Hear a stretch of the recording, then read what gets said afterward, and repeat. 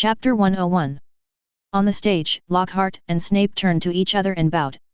At least Lockhart bowed and did many tricks with his hands, while Snape just shook his head impatiently. Then they held their wands to their chests like arrows. As you can see, we hold our wands in the normal dueling posture, Lockhart told the silent crowd. On the count of 3, we cast the first spell. Definitely. Neither one of us would take the other's life. They both jerked their wands over their shoulders at the same time. Snape shouted, "Expelliarmus!" Suddenly a dazzling red light flashed, and Lockhart was struck unsteadily. He flew backwards off the stage, hit the wall, then slid off and curled up on the floor. Malfoy and several other Slytherin students applauded. Some students who hated Lockhart also started applauding, while some of Lockhart's younger fans were jumping up and down in worry. Lockhart staggered to his feet, his hat falling off and his wavy curls standing on end. "Okay, everyone saw it." He staggered back onto the stage and said, "This is a disarming spell, as you can see, I lost my magic charm, thank you, Miss Brown." "Yes, Professor Snape, it's a great idea to show them this move. However, don't mind what I say. Your intention to do this was obvious just now. If I want, it takes no effort to stop you. I think that in order to increase their knowledge, we might as well let them take a look." Snape looked murderous. Lockhart probably noticed it, and just heard him say, "This is the end of the demonstration. Now I will come among you and divide you into groups of 2. Professor Snape, if you are willing to help me." They walked through the crowd and paired people up. Lockhart paired Neville with Justin Finch-Fletchley, and Snape spitefully separated Harry and Ron, with Ron facing Finnegan and Harry facing Malfoy. I don't know if it was out of Snape's malice, but Hermione and Zhongchu's opponents were 2 senior Slytherin girls. "Facing your partner W." Lockhart returned to the stage and shouted, "Take a bow. Raise your wand and get ready." Lockhart said loudly, "When I count to 3, I will cast magic. Disarming the opponent is just disarming. We don't want to call the shots." Harry hit Malfoy with a crunching charm, causing him to laugh so hard that he couldn't help laughing, and responded with a dancing charm, which forced Harry to do a jig. Everyone else was in chaos as well. Ron's broken wand had another accident, and Finnegan fell down with a pale face after being shot. Neville and Justin had a green smoke appear before, and they immediately fell down after smelling the smoke. On the ground, there were even small necromancers who abandoned their wands and struggled with each other. Only Hermione and Zhongchu defeated their opponents neatly. Before the 2 Slytherin seniors could react, their wands were knocked away and they were knocked to the ground. Yeting clapped his hands happily beside him. They had a good grasp of the key points of the disarming spell, and they completely grasped the feature of casting the disarming spell the fastest. "Stop! Stop!" Rahat screamed, but Snape took over. "The curse will stop," he shouted. Harry's feet stopped dancing, Malfoy stopped laughing, and they both finally looked up. My God," said Lockhart, jumping up and down in the crowd, watching the aftermath of the duel. "You stand up, Ernie, look out, Miss Fawcett, and try hard. Just pinch it and the bleeding will stop immediately, but I think I'd better teach you how to stop unfriendly magic," Lockhart said, standing in the middle of the auditorium with a panic look on his face. He glanced at Snape, and saw a cold light shining in Snape's black eyes, and immediately looked away. "Please volunteer to come up as a couple, Longbarton and Finlay, how do you do?" "This is a bad idea, Professor Lockhart," Snape said. "Barton can wreak havoc even with the simplest of spells. We will put Fenrir's remains in a matchbox and take them to the hospital ward." Neville's round pink face blushed even more. His gloomy eyes scanned the crowd, as if he was looking for a victim among a group of lambs. Until he saw Yeting in the crowd. A flash of light immediately flashed in his eyes. In fact, he had laid the blame for the theft of the medicine storage room on Yeting's head, because among all the second-grade necromancers, only Yeting liked to study some weird things. The potion, coupled with the theft incident last school year, he believed that the biggest suspect was Yeting, but unfortunately he had no evidence, but that didn't stop him from finding an opportunity to teach Yeting a lesson. However, he usually had nothing to do with Yeting in class and homework, but he suddenly felt that now was a good time. "Oh, Mr. Ting Yat, why are you here?" Snape stepped forward and showed a malicious smile. "I thought you wouldn't be interested in these low-level battles. Actually, I'm just here for a visit." Yeting stepped aside. "You can just leave me alone." However, Professor Snape showed a terrible smile and said to him, "Oh, no, no, no, how can I ignore you? In fact, I have a wonderful proposal. As a genius of Ravenclaw, why not come on stage and set an example for everyone? Hearing this, Yeting curled his lips, knowing that Snape had bad intentions. However, he was not afraid of Snape's conspiracy. After all, his plan was just to hope that Yeting would make a fool of himself in the duel. But besides Dumbledore, who else in the entire Hogwarts could defeat him? So he nodded happily. Now Snape seized the opportunity. He slid onto the stage as briskly as a big bat. Come up, Mr. Yet, your opponent is me, let everyone see your strength. Beside Yeting, Zhongqiu nervously grabbed the corner of his clothes. Yeting, don't go, Snape has ill intentions towards you, you will be hurt. Hermione also looked at the old bat angrily. Professor Snape is really annoying. He is a professor. He turned to Yeting, reject him quickly. You are just a student anyway. This is not a shame. No, he can't beat me, don't worry. Yeting comforted in a low voice. He patted their hands, then straightened his cloak and walked forward. Immediately, the crowd parted the way for him, and he walked onto the stage under the admiring eyes of all the little necromancers, looking at Snape with a calm face. Chapter 102. Don't worry, your genius and male idol will survive. Snape licked the corners of his lips, looking impatient. Yeting didn't speak. He bowed to Snape calmly and then assumed a dual posture. Yeting's reflexes were far superior to Snape's. He first silently cast a disarming spell on Snape. The rapid reflexes combined with the silent spell resulted in huge amounts of initiative. As soon as Snape raised his wand, Yeting's spell was shot at him. But Snape was indeed a veteran master. He calmly recited an iron armor curse and finally blocked the blow in time, and then immediately used the stunning curse to counterattack. But Yeting's reaction to Snape's attack was completely unexpected. He continued to use his wand to cast spells on Snape with his right hand, while his left hand just waved his cloak and deflected Snape's coma spell. This move surprised everyone. In fact, for powerful necromancers with advanced magic, it is a very common trick to use the wand to deflect the opponent's spell. This is just a clever combination of silent spell and iron spell. 04 In this move, the iron armor curse is infinitely simplified. It only acts on the tip of the wand, has a very short duration, and cannot resist any powerful spells. However, it becomes relatively easy to cast and control, so that a skilled necromancer can deflect an opponent's spell while simultaneously preparing another. But Yeting was a different story this time. Not only did he cast spells with his left hand without a wand, but he also used the wand in his right hand to cast another spell at the same time.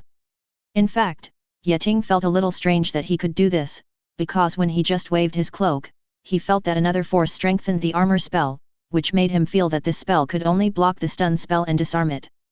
The tricks of ordinary spells like curses are now no less effective even when faced with more powerful evil spells. In the end, he discovered that the source of this power was nothing else, but a kind of resistance to magic, and it was far beyond ordinary magical creatures, but it still needed magic power to wait. He immediately understood that this was Dragon's magic resistance and the ability brought to him by the Dragon's soul. Although it is still a bit immature compared to the real dragon, it is enough to make him invincible in a necromancer duel. He decided that in the future he would make a dueling cloak that was tough and handsome enough. This move was really cool in appearance. With a wave of his hand and a flick of the cloak, the opponent's spell was bounced away. This look was so realistic. It is so chic, so it is necessary to wear a cape that can show this handsomeness. After all, whether you are strong or not is a temporary matter, and whether you are handsome or not is a lifelong matter. As soon as the battle began, Yeting and Snape fired disarming spells, stun spells, and body-binding spells at each other, just like two cowboys shooting at each other with revolvers. However, compared to Snape, Yeting is obviously more skilled. Because he can use both hands, attacking with one hand and defending with the other. His cloak was like a copper wall. Although there were many burnt marks on it, it still perfectly blocked all Snape's attacks. The spells that were deflected left holes in the walls of the hall. The small necromancer in the distance, they had to protect their heads with both hands to prevent being hit by flying gravel. Yeting even tried to bounce the flying spell back to its original path, but obviously, because the angle required to bounce the spell was too large, judging from the defensive strength he applied to the cloak, this was not possible for the time being, but if he was surrounded or in a melee at this time, the effect of this move would be different. At the same time, his movements and steps are far more flexible than Snape's, and sometimes he even seems to be dancing on the tip of a knife. For any spell that is not aimed at the core of his body, he does not block it at all, just tilts his head, or move your legs, shake your body a little, and narrowly escape these spells. In the eyes of the little necromancers around him, Yeting is like a peerless master walking around in a hail of bullets, and those spells seem to pass by Yeting. They seem to hit him every time, but they always miss. Just a little bit. This thrilling scene made their hearts seem to be tightly grasped. This is the real duel. They thought so. In comparison, the attempt between them just now was just child's play. Even Professor Flitwick sighed. Mr. Yi's mastery of the common spells used in necromancer duels has reached its peak. If the fight continues like this, even 3 Snapes together will be completely useless. He. Comparing the two, Snape, as a professor, was much more embarrassed. He controlled the wand with one hand and had to consider both attack and defense when casting spells. In this way, he was quickly suppressed by Yeting Yuan's constant spell. His attacks were mature and experienced, and the silent spell made him fire spells much faster and continuously, but even so, he was still no match for Yeting. Gradually, he began to defend more and attack less. Finally, Snape could no longer tolerate being at a disadvantage. He had never been the kind of necromancer who was good at using simple spells to fight. He was a master of black magic. He cast another iron armor curse to temporarily slow down the situation, then took a stance and recited a powerful explosion curse at Yeting. The red light flew towards Yeting's feet. It seemed that Snape really just wanted to teach Yeting a lesson, but the latter did not want to give in. His wand moved upward in the air, and the ground of the stage followed him. The gesture raised a stone wall. What a skilled shape-shifting technique! Seeing Yeting's move, Professor McGonagall nodded with satisfaction. The explosion curse hit the stone wall and made a loud noise. The stone wall made by hasty shape-shifting was immediately blown to pieces. Professor McGonagall and Professor Flitwick, who were watching the battle, had to take action together to block the flying stones. At the edge of the stage, the strong explosion also forced Snape to raise his arms and use his wide sleeves to block the dust and gravel. However, when the smoke and dust cleared, he was surprised to see that the gravel 047 was floating all over the ground. It stood up and surrounded Yeting on the opposite side like a small planet belt. Yeting looked at Snape and gave him a chic smile. Thousands of arrows fired together. In an instant, the floating rubble was like an arrow, shooting in the direction of Snape. The other party had to hastily recite a blocking spell and barely blocked the attack. But the amount of gravel was too much, and they shot at Snape constantly from different directions, which forced him to work hard to avoid the stones and run around the stage in embarrassment, but from time to time he still would several rounds of gravel hit his body, causing him great pain. However, the pain was not enough to faze him. Snape suddenly straightened up. He no longer evaded or resisted. He withstood the attack of the stone. While enduring the pain, he pointed the wand at Yeting and launched a counterattack against him. A raging tongue of fire spurted out from the tip of the wand and burned towards Yeting. A sea of fire soon formed in front of him. The sea of fire separated Yeting and Snape, and quickly spread in the direction of Yeting. Thanks for the 40,000 points reward for the snacks. Even when I say the name, it feels like I am doing it for. In short, the author is going crazy again. Starting today, he will add 2 chapters every day for 4 consecutive days, for a total of 8 chapters. Chapter 103. Definitely, if Yeting breaks out the powerful magic power of Spellweaver at the moment, he can immediately use the water-making spell to extinguish the sea of fire in front of him, but what's the point of defeating the opponent with the powerful magic power? Not only will his magic wand be exposed, it actually surpassed something that was inconsistent with common sense like the Elder Wand, and it had no technical content at all. He didn't try to put out the flames, he just waved his wand and drew beautiful shapes in the air. Snape immediately discovered that his sea of fire was out of control, and the flames seemed to have life, gradually gathering together like thousands of rivers returning to the sea. Everyone was surprised to see that the large sea of fire and rising tongues of fire in front of them began to shrink, and then gradually converged into an egg-like shape. This flaming egg just stopped quietly in the center of the stage, seemingly motionless, but from the flames rolling on the surface of the eggshell and the high temperature that could be felt from a long distance, everyone knew that the surface of the egg is dangerously hot. Even Snape, his opponent, looked at the egg nervously, ready to react to its changes at any time. Suddenly, cracks appeared on the surface of the sheet, as if it was about to break. No, it is really going to break. As the eggshell with sparks fell to the ground, a bird covered in flames broke out of the shell. She flapped her wings, and the little necromancers under the stage could feel the hot airflow several meters away. The firebird soared into the sky and hovered over the stage. Professor McGonagall, who had a keen eye, realized that she seemed to have seen this kind of bird before. This is a phoenix. He actually used shape-shifting to turn fire into a phoenix. She exclaimed loudly that she had seen this beautiful creature in Dumbledore's place. The phoenix hovered in the air for 2 weeks, and then launched an attack on Snape. I saw it fluttering its wings and swooping in Snape's direction. On the ground, Yeting also used Snape to launch an attack. Faced with such a double attack, Snape could only evade in a panic. He had to find a way to deal with the phoenix in front of him. Otherwise, with his athletic ability, failure would only happen in the blink of an eye. He quickly raised his wand and shouted, "Oolong comes out of the hole." The head of the wand exploded, and a huge amount of black snake suddenly jumped out of it, fell heavily on the floor, then raised the snake's head, looked at the phoenix, and prepared to attack. The phoenix immediately turned its target to the black snake. It kept hovering above the black snake, almost swooping down when it found the right spot, waiting for an opportunity to harm the black snake with its claws or sharp beak. The two magical creatures fought against each other, and Snape was able to concentrate on dealing with Yeting's threat. The two began to shoot each other with magic again. Nowadays, the winner of the battle lies in the battle between magical creatures. Phoenix and Snake, the winner among them will be able to help their master. In fact, comparing the two, the result of the battle is already obvious. The big black snake is a product of black magic. It is not only powerful, but it will still turn into multiple snakes after being cut off. An ordinary necromancer will not be its opponent at all. But now, the enemy it faces is too strong. Not only can the phoenix fly, but it is also made entirely of flames. Every time it pecks or catches the black snake, it will remove the latter's body. There was a large burn, and the wound smelled of burning. The black snake does not dare to attack the phoenix at all, because the surface temperature of the phoenix is too high. If it bites it, its mouth will be roasted first, let alone the classic snake binding attack. Therefore, the scene was completely one-sided, and Black Snake had been passively beaten. Tisk, what a mistake!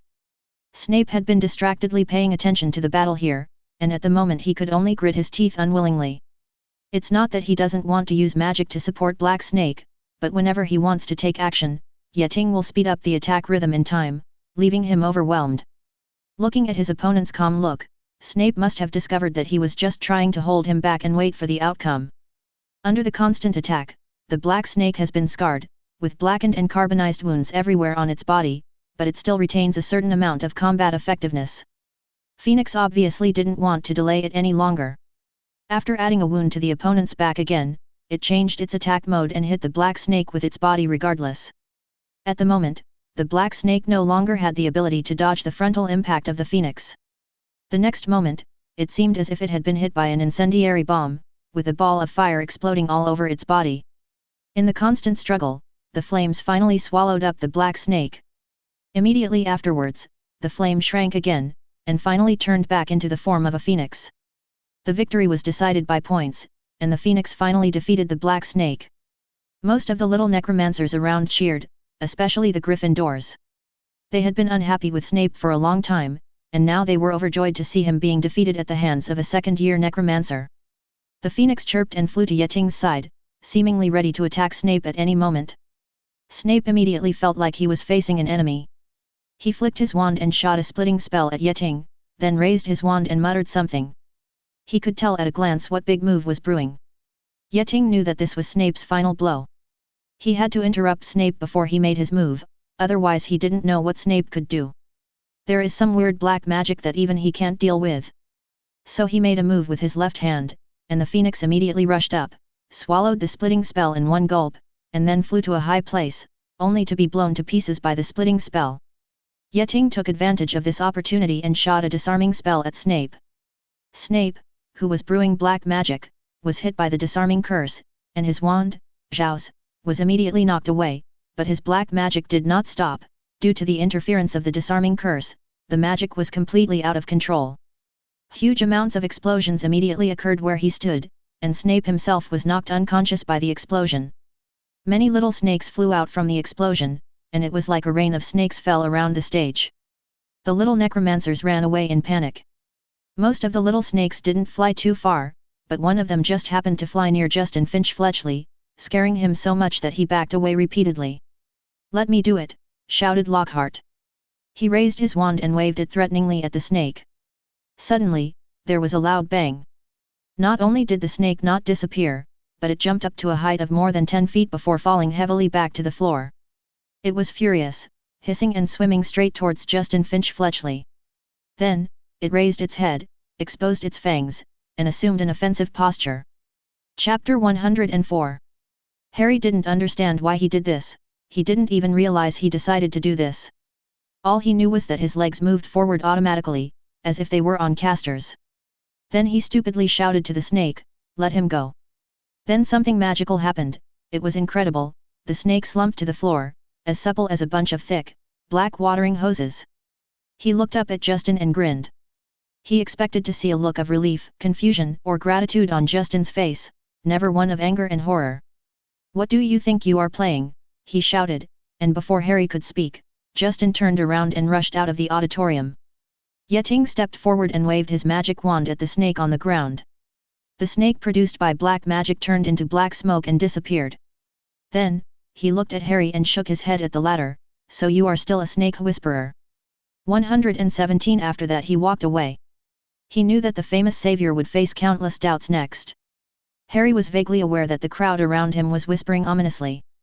At this moment 570, he felt someone tugging at the back of his clothes. "Let's go," Ron said in his ear, "let's go, let's go." Everyone nervously left the auditorium in a hurry, as if the wonderful duel just now had never happened. Starting from the next day, the rumor about Harry spread again in Hogwarts. Harry Potter was the real heir, and this rumor was stronger and more widespread than before. Because they seem to have found evidence, Harry Potter is a Parseltongue. According to the history of Hogwarts, the founder of Slytherin House, Salazar Slytherin himself, was a Parselmouth, and all the Parselmouths that have appeared in history were not serious necromancers, but were composed of there are mostly black necromancers. Even for the fact that Harry Potter defeated the mysterious man, there was a corresponding explanation. Harry himself was a more powerful black necromancer than Voldemort, so he could do this. Everything is passed on with nose and eyes. A few days later, another incident happened that further confirmed this rumor. Justin Finch-Fletchley was petrified, and next to him, Ika, was the almost headless Nick. Although he was a ghost, he was also petrified. And Harry Potter was caught in the act again. It was Peeves who discovered all this. He yelled in the corridor, and countless young masters came to watch. Poor Harry Potter, he had been looking for Justin before all this happened. He originally wanted to explain to Justin what happened at the duel club, but he encountered this kind of thing, which only aggravated his suspicion. The appearance of the third and fourth victims also made the little necromancers start to feel insecure. They began to order tickets for the Christmas vacation, looking forward to leaving Hogwarts as soon as possible and going home for Christmas.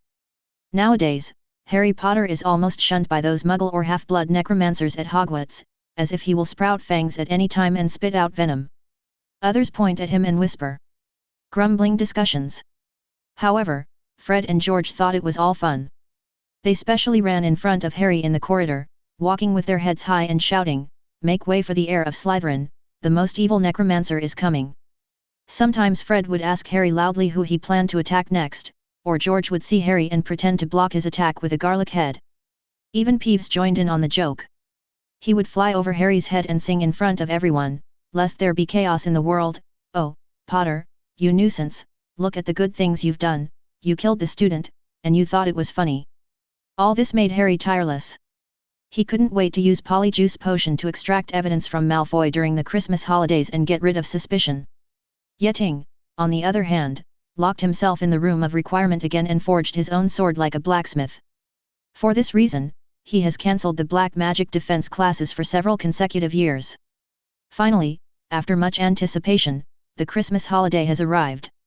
Hermione, Zhongqiu, and Pinello all decided to go home for Christmas, while Yeting was about to start his journey around the world to collect dragon blood. His first target is the Welsh Green Dragon, which may be the one with the closest bloodline to dragon among all the types of fire dragons in the Harry Potter world, because only the Welsh Green Dragon has 4 limbs and a pair of wings at the same time. Like other fire dragons, the wings are the forelimbs, just like a bipedal flying dragon. But before that, Yeting needs to complete the final enchantment on the sword at home on the bus. This is a silver fantasy-style one-handed long sword, modeled after the handsome infinity sword in a game Yeting played in his previous life. Although this is only a one-handed sword, its length is almost as long as a two-handed sword. The curve of the sword body is quite graceful. There are several holes on the spine for future inlays. Upgrade: there is a ring between the sword grid and the sword body. It is currently empty like the infinity sword in the game, but Yeting has made up his mind to inlay a powerful gem here in the future, just like Warcraft. Like the Zereb crystal inlaid on the Ashbringer in the world, it serves as the energy source for the entire sword. Now, Yeting wants to engrave ancient magic words on the sword and strengthen the sword through magic. With his superb skills, Yeting added sharpness, toughness, demon breaking and cleanliness to the sword. This made the sword not only easy to break through the scales of a fire dragon or a basilisk, but also a creation that can break through the necromancer's armor spell, obstacle spell, or shape-shifting spell. In fact, there is no magic spell in the world of Harry Potter that can really break the magic. Yeting can only rely on his own intelligence and simply study and compare various types of counter curses, and finally come up with a powerful enough effect. A magic text that can destroy almost all spells. He originally wanted to research a counter spell that could be used for all spells, but this magic text was too complicated. Even if it was simplified into a spell, it would take more than 10 minutes to recite it completely. Such a counter spell has no actual combat effect at all. Can be used in special situations. However, as an enchanting spell, the effect is completely different. Basically, any powerful defensive spell cannot stop this sword's attack. Considering that the shape of this sword was completely modeled after the Endless Sword, Yeting simply named it the Endless Sword. With such a sharp weapon in hand, Yeting can simply launch his dragon hunting plan. Chapter 105. On a snowy night, Yeting sneaked into the Green Dragon Reserve alone, which is a stretch of mountains. In fact, the British Ministry of Magic, or all the Ministry of Magic in the world, does not protect the fire dragon sanctuaries very strictly, because the homes that need to be protected are originally strong enough. To hunt down a fire dragon is simply not something that one or two necromancers can do. Even a professional fire dragon expert or dragon tamer would need at least 7 or 8 people to take action at the same time to be able to suppress a fire dragon. To truly control them, more than a dozen necromancers must work together to do it. This leads to the fact that poaching a fire dragon is not an easy task. If poachers want to hunt the fire dragon, they will need a larger team, because the fire dragon will resist fiercely, and there is no way to avoid casualties if there are insufficient manpower. Moreover, hunting a fire dragon takes a lot of time. Dragons are originally creatures with powerful vitality and terrible magic resistance.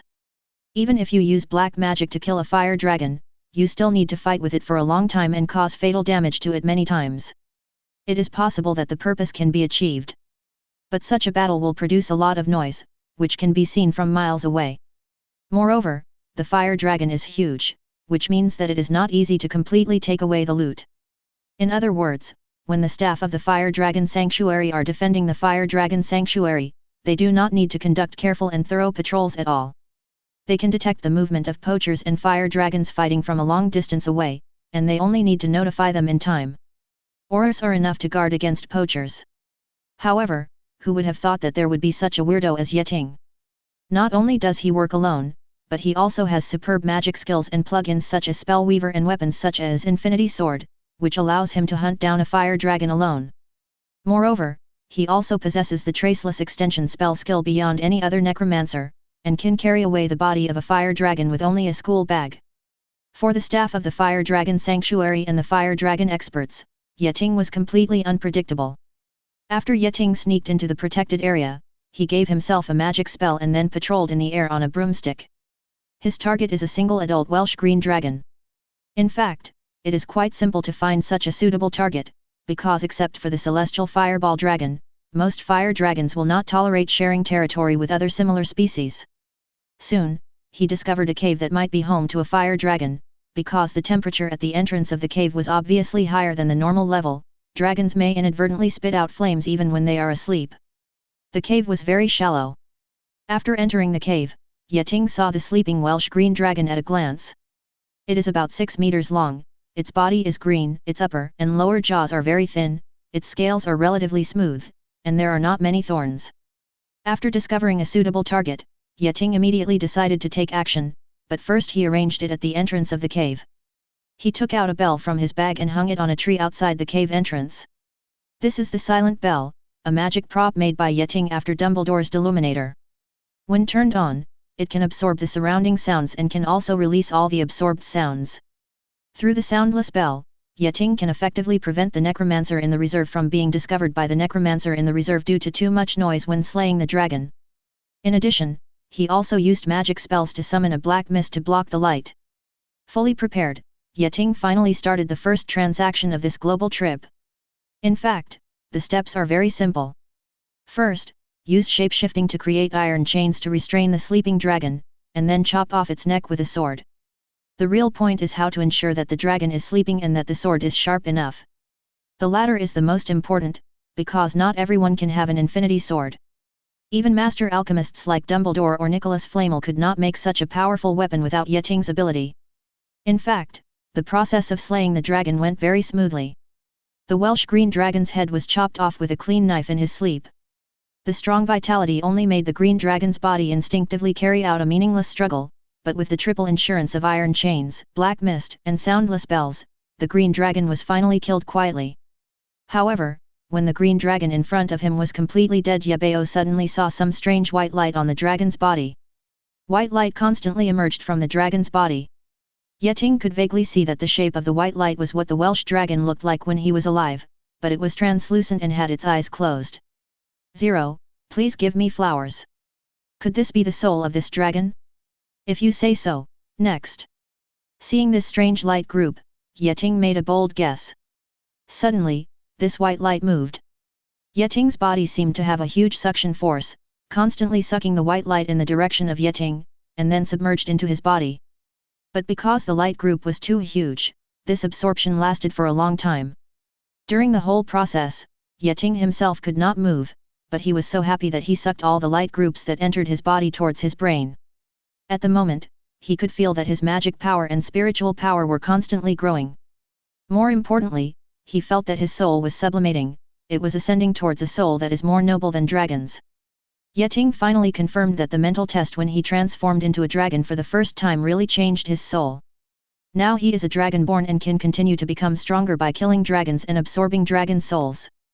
Unfortunately, this kind of strengthening is limited. On the one hand, the fire dragon is not the real dragon. They are much weaker than the dragon, so the enhancement they can give Yeting is not as much as the real dragon, they don't even give Yeting any knowledge of dragons. On the other hand, most of Dragon Soul's transformation of Yeting is the sublimation of Dragon Soul. The essence of this sublimation lies in personality rather than strength. And the power of this level cannot make him much stronger unless it is truly sublimated. Just like the stocks of internet companies, they cannot be liquidated before the company goes public, but if you want to go public, you need sufficient accumulation.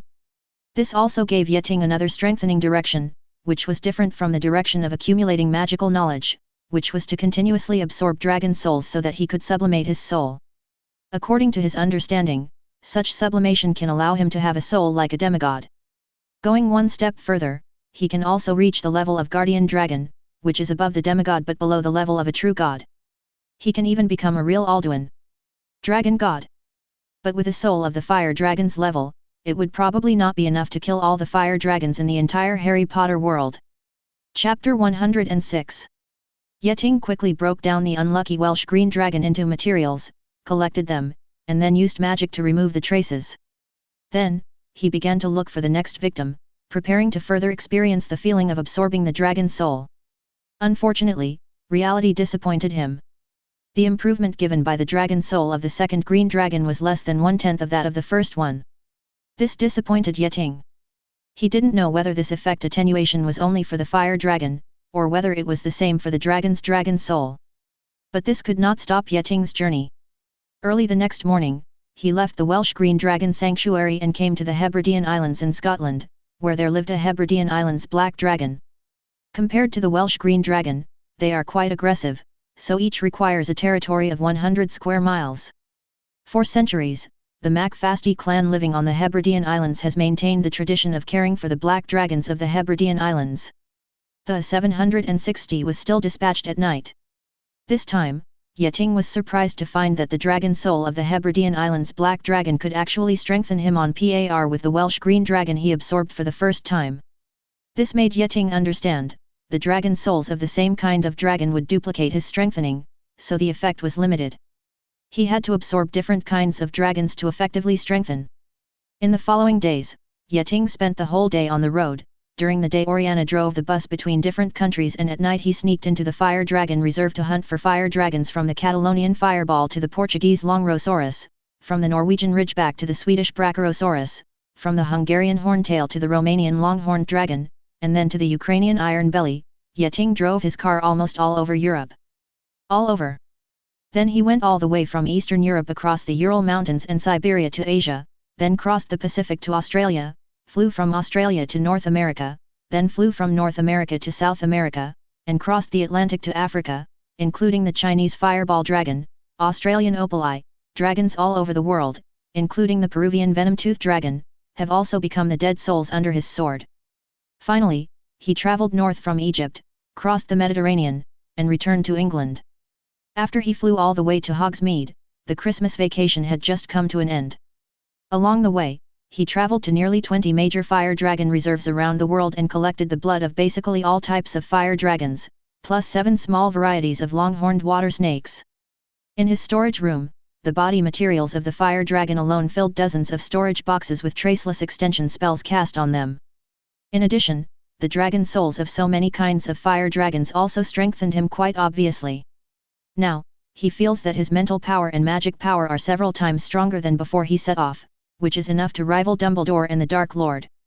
In terms of soul, if his soul could only be compared to the young dragon, now his soul can already compare with some ancient dragons in terms of quality.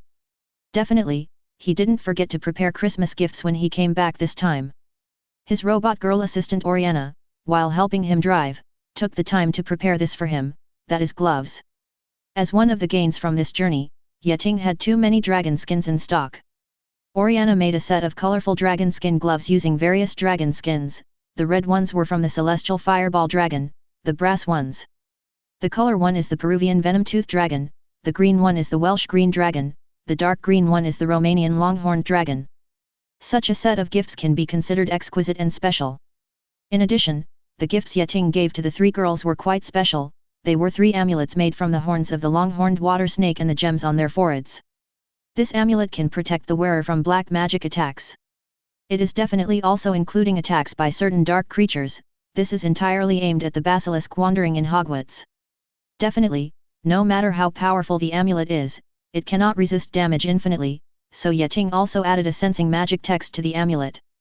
Once the amulet is triggered, Yeting can perceive the specific location and arrive in time to carry out the operation. Rescue. At Yeting's strong request, the 3 girls all carried the amulets close to their bodies and promised not to take them off. However, this request would inevitably lead to misunderstandings, but now Yeting can't control that much. After relieving his worries, Yeting could finally get into the room of requirement with peace of mind and start his experiment on dragon blood. The main content of the experiment is to analyze how dragon blood gives Yeting the magic power of a dragon, so that he can transform into a self-dragon through animagus. The method for hybrids to transform into dragons is through the purification of blood. While in the moon-shaped world, the dragon's heart is implanted, and then the power in the heart is exploded to transform into a dragon when needed. In other words, as long as the proportion of the dragon's blood in the blood can be quickly increased in a short period of time, the purpose of dragon transformation can be achieved. As for whether to obtain dragon blood through purification or to create dragon blood through the heart, they are both different approaches to the same goal. But how does dragon blood turn people into dragons? One is to transform the body into a dragon through genes, and the other is to transform the magic into a dragon through factors that can affect the magic. The reason why dragons possess powerful magic power is related to 2 things, blood and soul. The heart of the dragon is the magic furnace of the dragon. Unlike other fantasy species, the magic power originally produced by the dragon is true ether. This is the most primitive magic power and the magic power closest to the essence of the rule and the gods. Therefore, in many worlds, the dragons the existence represents the existence of mystery and magic, and even dragons and snakes are used to represent the symbol of the Mother Earth. For those worlds lacking magic and ether, the existence of dragons is the only source of mystery and magic. But the mixing of dragon genes and human genes caused serious instability. But Yeting doesn't need to consider this, because the existence of animagus originally allows him to transform into a dragon on the physical and genetic levels. So what he needs to do now is to purify the dragon's blood, and finally extract the part of the dragon's blood that affects the production of true ether, so as to transform himself. This is not a simple process. Fortunately, Yeting has enough dragon blood in stock. This step took him nearly a month, and he spent the entire month of January on it. From the blood of each different dragon, he extracted different ether factors. The so-called ether factors originally only existed in concepts and did not belong to real matter. These factors were obviously defective. Yeting believes that 4.6 is because the fire dragons in the Harry Potter world have impure blood or have degraded compared to dragon. But because he collected enough different types of dragon blood, through a series of mixing and complementation, Yeting was finally able to extract a relatively perfect ether factor. He believed that such ether factor was very close to the real dragon. Therefore, he only had the last step left, which was to inject this ether factor into his heart. Due to the dragon's soul, these ether factors are not mutually exclusive with his body. As long as they are successfully injected, he will gradually be able to have the ability to create true ether like dragons. When he completes the anima after Gus, this ether factor will be activated, and his heart will be able to produce dragon-like true ether, allowing him to become a complete dragon after transformation. In this case, the shortcoming of animagus being unable to transform into magical creatures can be solved. Chapter 107. The injection of ether factor went extremely smoothly, and Yeting's body showed no discomfort. Now, he can finally try the animagus again. That night, Yeting and Professor McGonagall came to the Forbidden Forest again. Under the watchful eye of Professor McGonagall, Yeting began to transform. The familiar double heartbeat echoed in Yeting's chest. But this time, he could truly feel that a new kind of magic power began to emerge with the beating of his heart. Different from the magic power of Necromancer, this kind of magic power is more active and more in line with the rules of this world. True ether began to replace his original magic. There were no more surprises during the shape-shifting process. Diamond-like scales appeared, the body began to grow in size, limbs, wings, and a long tail. He, once again, became a dragon. Although judging from the file size, he is still just a young dragon now, but even Wolong is still the young dragon of dragon. There is no magical creature in this world that can compare with him. Yeting felt that his physical condition was surprisingly good. With the strong beating of the heart, magic power is generated endlessly like a torrent. The strength in my whole body seems to be inexhaustible.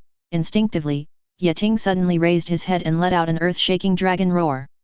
Roar! The roar resounded throughout Hogwarts and throughout the Forbidden Forest, announcing dragon's presence. The high-pitched roar seemed to carry endless majesty. Whether it was the little necromancers or the creatures in the Forbidden Forest, they all felt a sense of fear from the heart in this roar. It was like meeting a natural enemy and being spied on by the being at the top of the food chain. The one who felt the strongest fear was Professor McGonagall, who was right next to Yeting. She looked at Yeting's dragon incarnation, her heart seemed to be tightly grasped, and her brain went blank. It's dragon power, an ability that only real dragons have. But Yeting himself is completely aware of this. The excitement in his heart at the moment was beyond words. He finally succeeded in turning into a dragon. Although he had been able to absorb dragon souls like a dragonborn before, proving that he had mastered the power of dragons, he only truly experienced that powerful power when he transformed into a dragon himself. Stretching his wings, Yeting felt like he was about to fly. So he tried to flap his wings. Although he was still very clumsy at first, he soon became able to flap his wings in the correct way, and with a kick of his hind legs, he flew easily. This was the only knowledge that countless fire dragon cage souls could give him. The feeling of soaring in the sky is different from riding a broomstick or driving your own bus. Feeling the airflow passing by his wide wings, Yeting inexplicably felt a different kind of freedom, as if the entire sky was his paradise. He flew over the Forbidden Forest, and all the creatures below, even the centaurs, trembled under his intimidation. Finally, he saw a familiar silver-white figure in the Forbidden Forest. That's his unicorn, Lori. Yeting instinctively landed on the ground, wanting to see La Rui. But after landing, he suddenly thought that he was in the state of dragon now. What if he scared Lori? However, a pure unicorn will not mistake someone because of their appearance. The moment she saw Yeting appear in front of her eyes, Yerui immediately greeted the upper level happily. She came to Yeting with cheerful steps and rubbed her head on his neck. No sense of strangeness at all. Looking at the unicorn in front of him who was so close to him, Yeting suddenly felt like something had hit his heart. It turns out that no matter what I look like, can you recognize me at a glance? Super straight ball. Such La Rui is really cute. Yeting was shocked by his sudden idea. According to his original character, it was absolutely impossible for him to have such an idea. It must be the transformation into a dragon that made me think this way. Well, yes, that's the case. After all, it's dragon, so it's quite normal to have such thoughts. After all, I will transform into a dragon in the future, so it's not impossible to accept this idea. Then just accept it happily. Thinking this way, Yepeng looked at La Rui a little differently. However, the innocent unicorn still didn't know what changes had taken place in her master. She still expressed her intimate feelings to her master ignorantly and enthusiastically. Suddenly, a dense sound of horse hoofbeats reached Yeting's ears. Since transforming into dragon, his senses have become much more sensitive. After a while, a group of centaurs came to him. They held spears and bows and arrows, pointing at Yeting with vigilant faces. Yeting noticed that their hands and legs were actually constantly trembling, and their tails were shaking uneasily from time to time. It was obvious that Yeting's dragon power was putting a lot of pressure on them. But La Rui doesn't feel such pressure at all. Lori is the best. Finally, the mournful Marjorie endured the pressure and spoke. La Rui, come here quickly, it's very dangerous there, get away from that dragon. It seems that they are here to save Lori. Being able to withstand dragon's pressure to save Lori, the Centaur's tribe is indeed a very loyal ally. But Lori didn't think so. She looked at the centaurs and then at Yeting. After discovering that the centaurs actually pointed their weapons at their master, she immediately became angry.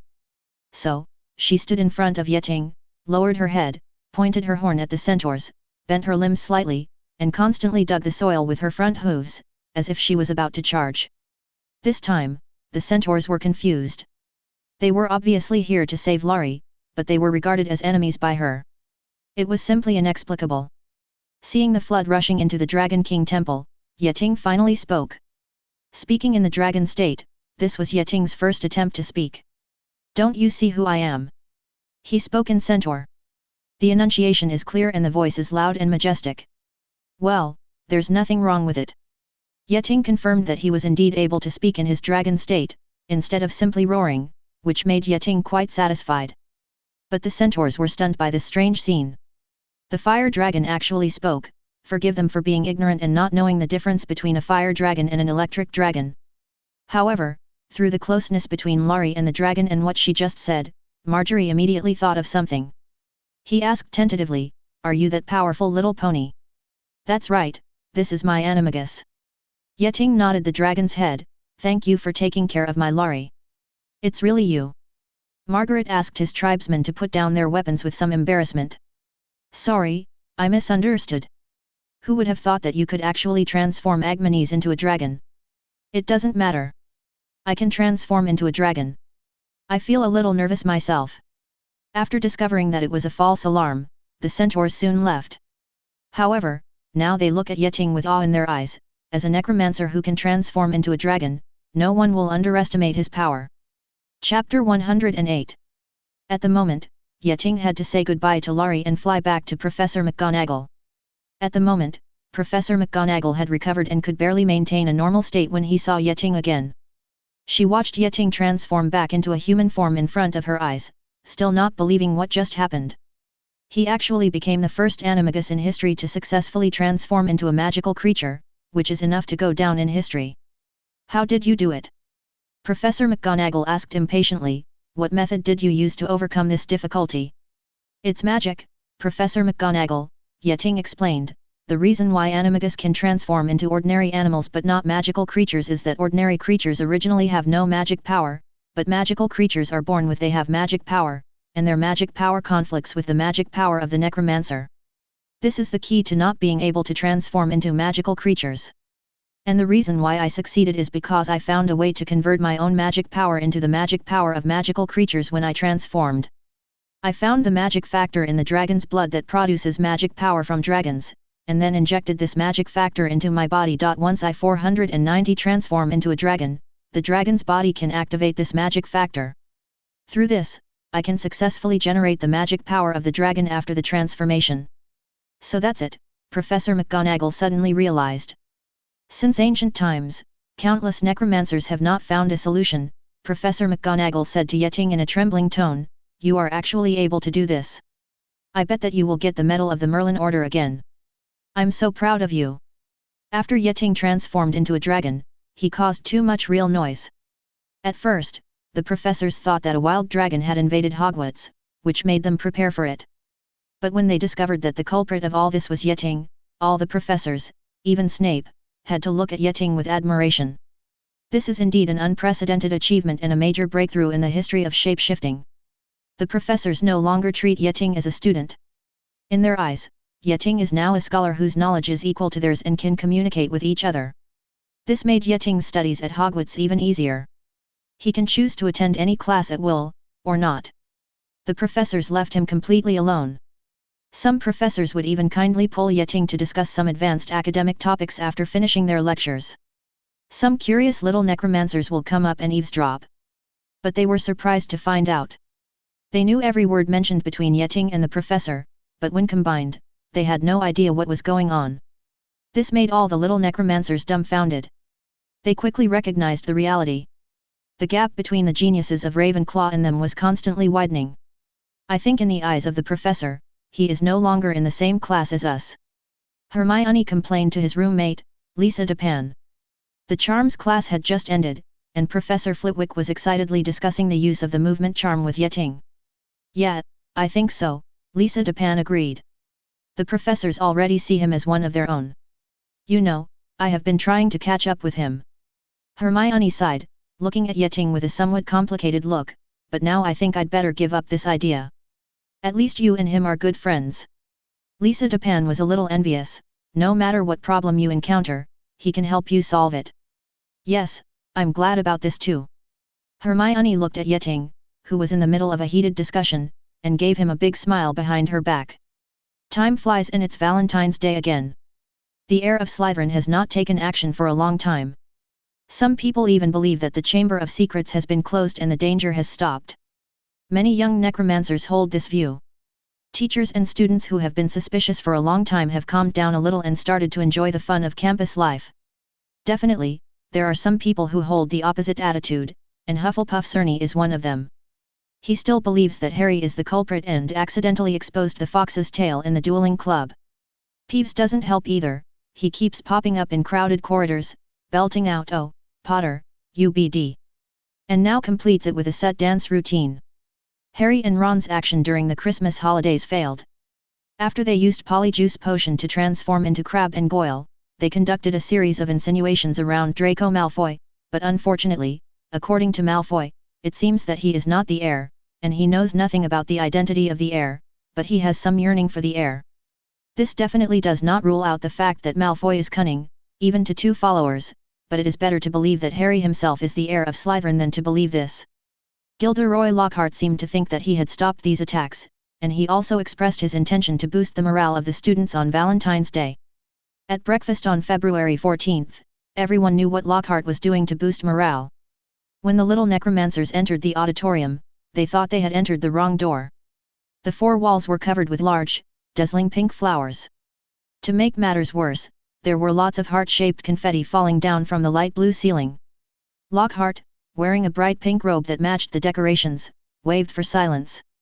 The teachers sitting across from him all had straight faces. A muscle in Professor McGonagall's cheek bulged. Snape looked as if someone had just poured him a large glass of hard liquor. "Happy Valentine's Day, everyone!" Lockhart said loudly. "So far, 46 people have sent me greeting cards, and I would like to express my gratitude to them. Yes, I took it upon myself to arrange this for everyone. A little surprise. And more." Lockhart clapped his hands and strode in through the doors leading to the entrance hall, where 12 dwarfs with sullen faces strode in. And they were different from ordinary dwarves. Rahachi had them all wear golden wings and carry harps on their backs. "My friendly little cupids with cards," Lockhart said beamingly. "They're going to be wandering around the school today delivering Valentine's Day cards to you. The fun doesn't stop there. I'm sure my colleagues, you're all welcome to join in." Why not ask Professor Snape to teach you how to make ecstasy? If you're interested, Professor Flitwick is more proficient in enchanting magic than any necromancer I've ever seen. That cunning old dog. Professor Flitwick buried his face in his hands. Judging from Snape's expression, it seemed that if anyone asked him for advice on how to make ecstasy, they would be forced to pour poison. Chapter 109. In addition to Gilderoy Lockhart's funny little cupids, another thing also made the boys at Hogwarts very depressed, and that was the chocolate Yeting received. This year's Valentine's Day, Yeting's table was just like last year, filled with Valentine's Day chocolates and all kinds of gifts. No, there were simply more than last year. I dare say that at least 80% of the girls at Hogwarts have given you Valentine's Day gifts this year. Michael, one of Yeting's roommates, looked at the hill in front of Yeting with envy. The gifts you received alone are several times more than those received by all the other boys in the school combined. With this much chocolate, you can definitely eat it for a whole year. Let me help you share some. Terry Butt also showed a longing expression. He had never received Valentine's Day chocolate from a girl.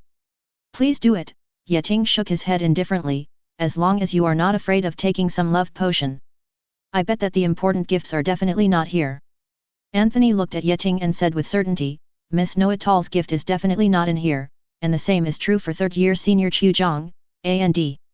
And our prefect, Miss Pinello, her gifts won't be in it, right?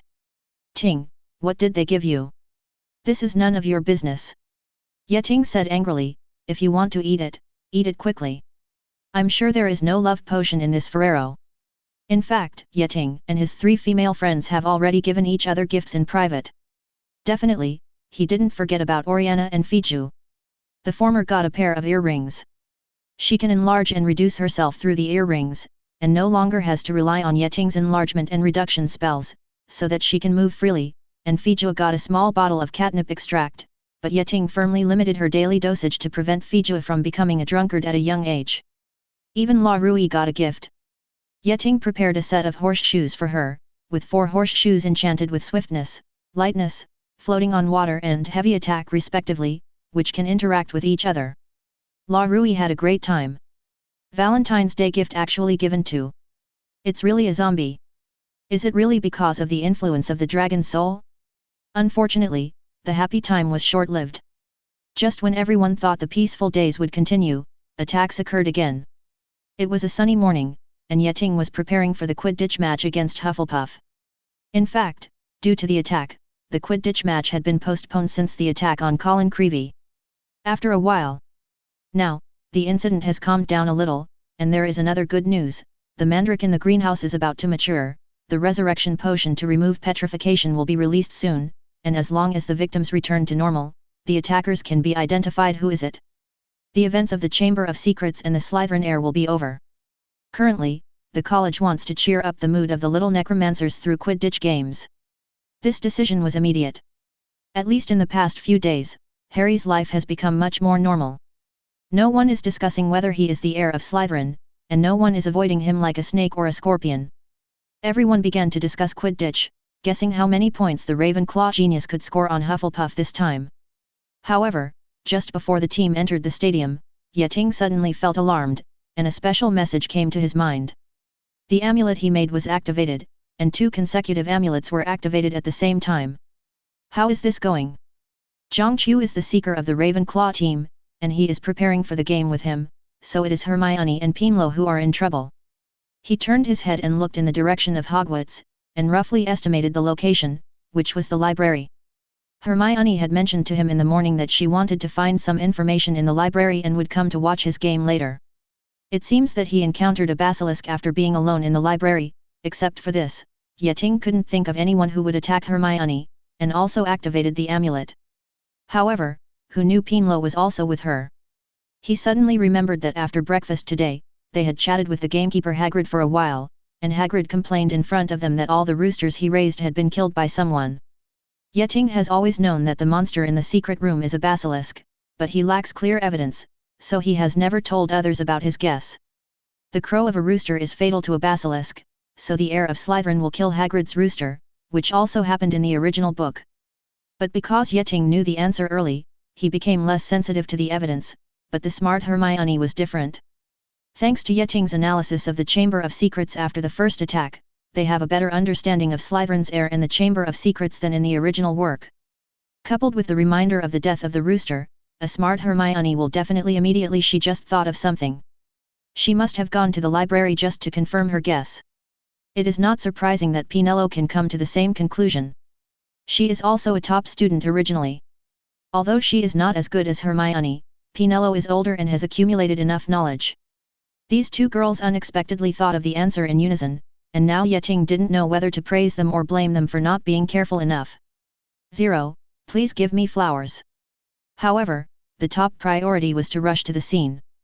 Facing the basilisk's deadly gaze, his amulet would not last long. Sorry, something suddenly happened to me and I may not be able to participate in the game. But I believe you can win without me, so I'm leaving first. Yeting suddenly spoke up, interrupting Roger's passionate pre-game speech. Then he left in a hurry while carrying the sun wheel. When passing by Zhangqiu, he said in her ear, "This game depends on you." Looking at Yeting's leaving figure, everyone in the Ravenclaw team was dumbfounded. Yeting has always been their absolute core. If he leaves, how will Ravenclaw compete? The scene was quiet. Everyone looked at me and I looked at you, and they were all at a loss. A pessimistic atmosphere began to spread in the team. 0. Surprisingly, the first one to break the silence was Zhangqiu, who was originally reserved and not very brave. Yeting is right, she plucked up her courage and said loudly, "Without him, I think we can still defeat Hufflepuff." Are we weaker than Hufflepuff? At least I won't be afraid of Hufflepuff. Derek Diggory. Godric Diggory is the captain and seeker of Hufflepuff, and he happens to be opposite Zhangqiu. Zhangqiu can say these words, which shows that since he experienced the Sorcerer's Stone incident and the subsequent black magic defense training, her progress isn't just about magical skills. Perhaps it was Zhangqiu's encouragement that inspired his confidence, or perhaps he was ashamed that his courage was not as good as that of a schoolgirl. Roger suddenly became excited. Qiu is right, should we still be afraid of Hufflepuff? Ting, how many tactics have been designed for us, wouldn't we be able to execute them without him?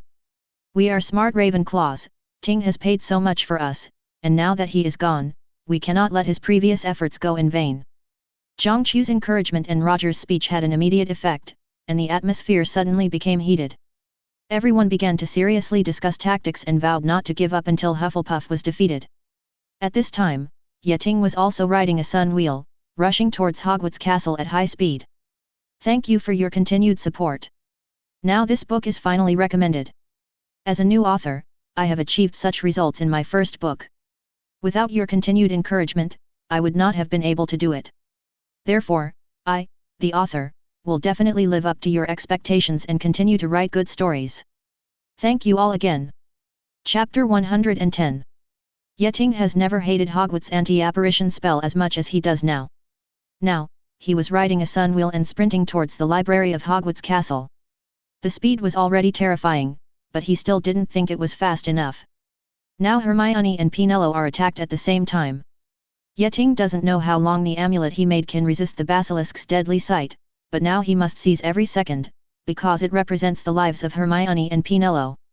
Fortunately, the two girls have probably guessed the identity of the basilisk today and have some understanding of its abilities, so after the amulet withstood the first attack, they should be careful and avoid looking directly at the basilisk's eyes.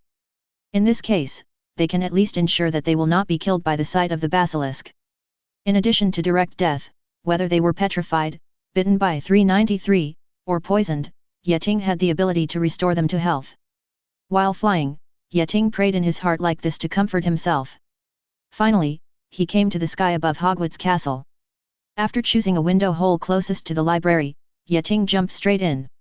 After landing, Yeting ran towards the library without stopping, taking 3 steps at a time and 2 steps at a time, and finally saw the person he wanted to see most at the corner of a corridor. Hermione and Penelope were holding wands, panting and squatting at the corner.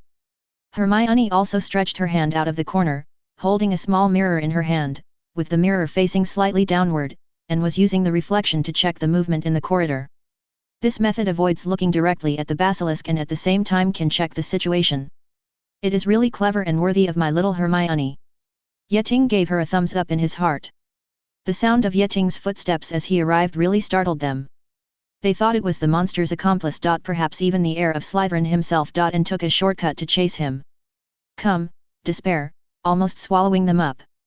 When they finally mustered up the courage, took out their magic wands, and prepared to fight to the death. Therefore, one can imagine how excited they were when Yeting appeared in their sight. The two girls immediately threw themselves into his arms, one on the left and the other on the right. You're finally here. You're finally here. I thought I'd never see you again.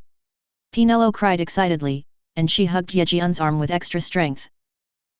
I knew you would come. Hermione also cried with joy, but she did not forget to remind Yeting, we already know that Slytherin's monster is a basilisk, and it looks into its eyes. Everyone will die, let's leave quickly. I'm here, and I will protect you. Yeting patted the girls' backs comfortingly, don't worry, it's okay now, I will deal with this monster. This is a basilisk. Just one mistake and you could be killed. Hermione stressed nervously. Yeah, it's better to be careful. There are still professors anyway. Just let them deal with the basilisk. Penelope also suggested. No need, I can deal with it. Yeting shook his head calmly, haven't you always been curious about what my animagus is? You'll see it soon. At the moment, far beyond, there was the hissing sound of snakes spitting messages, and the sound of scales rubbing against the floor. Yeting knew that the basilisk was coming.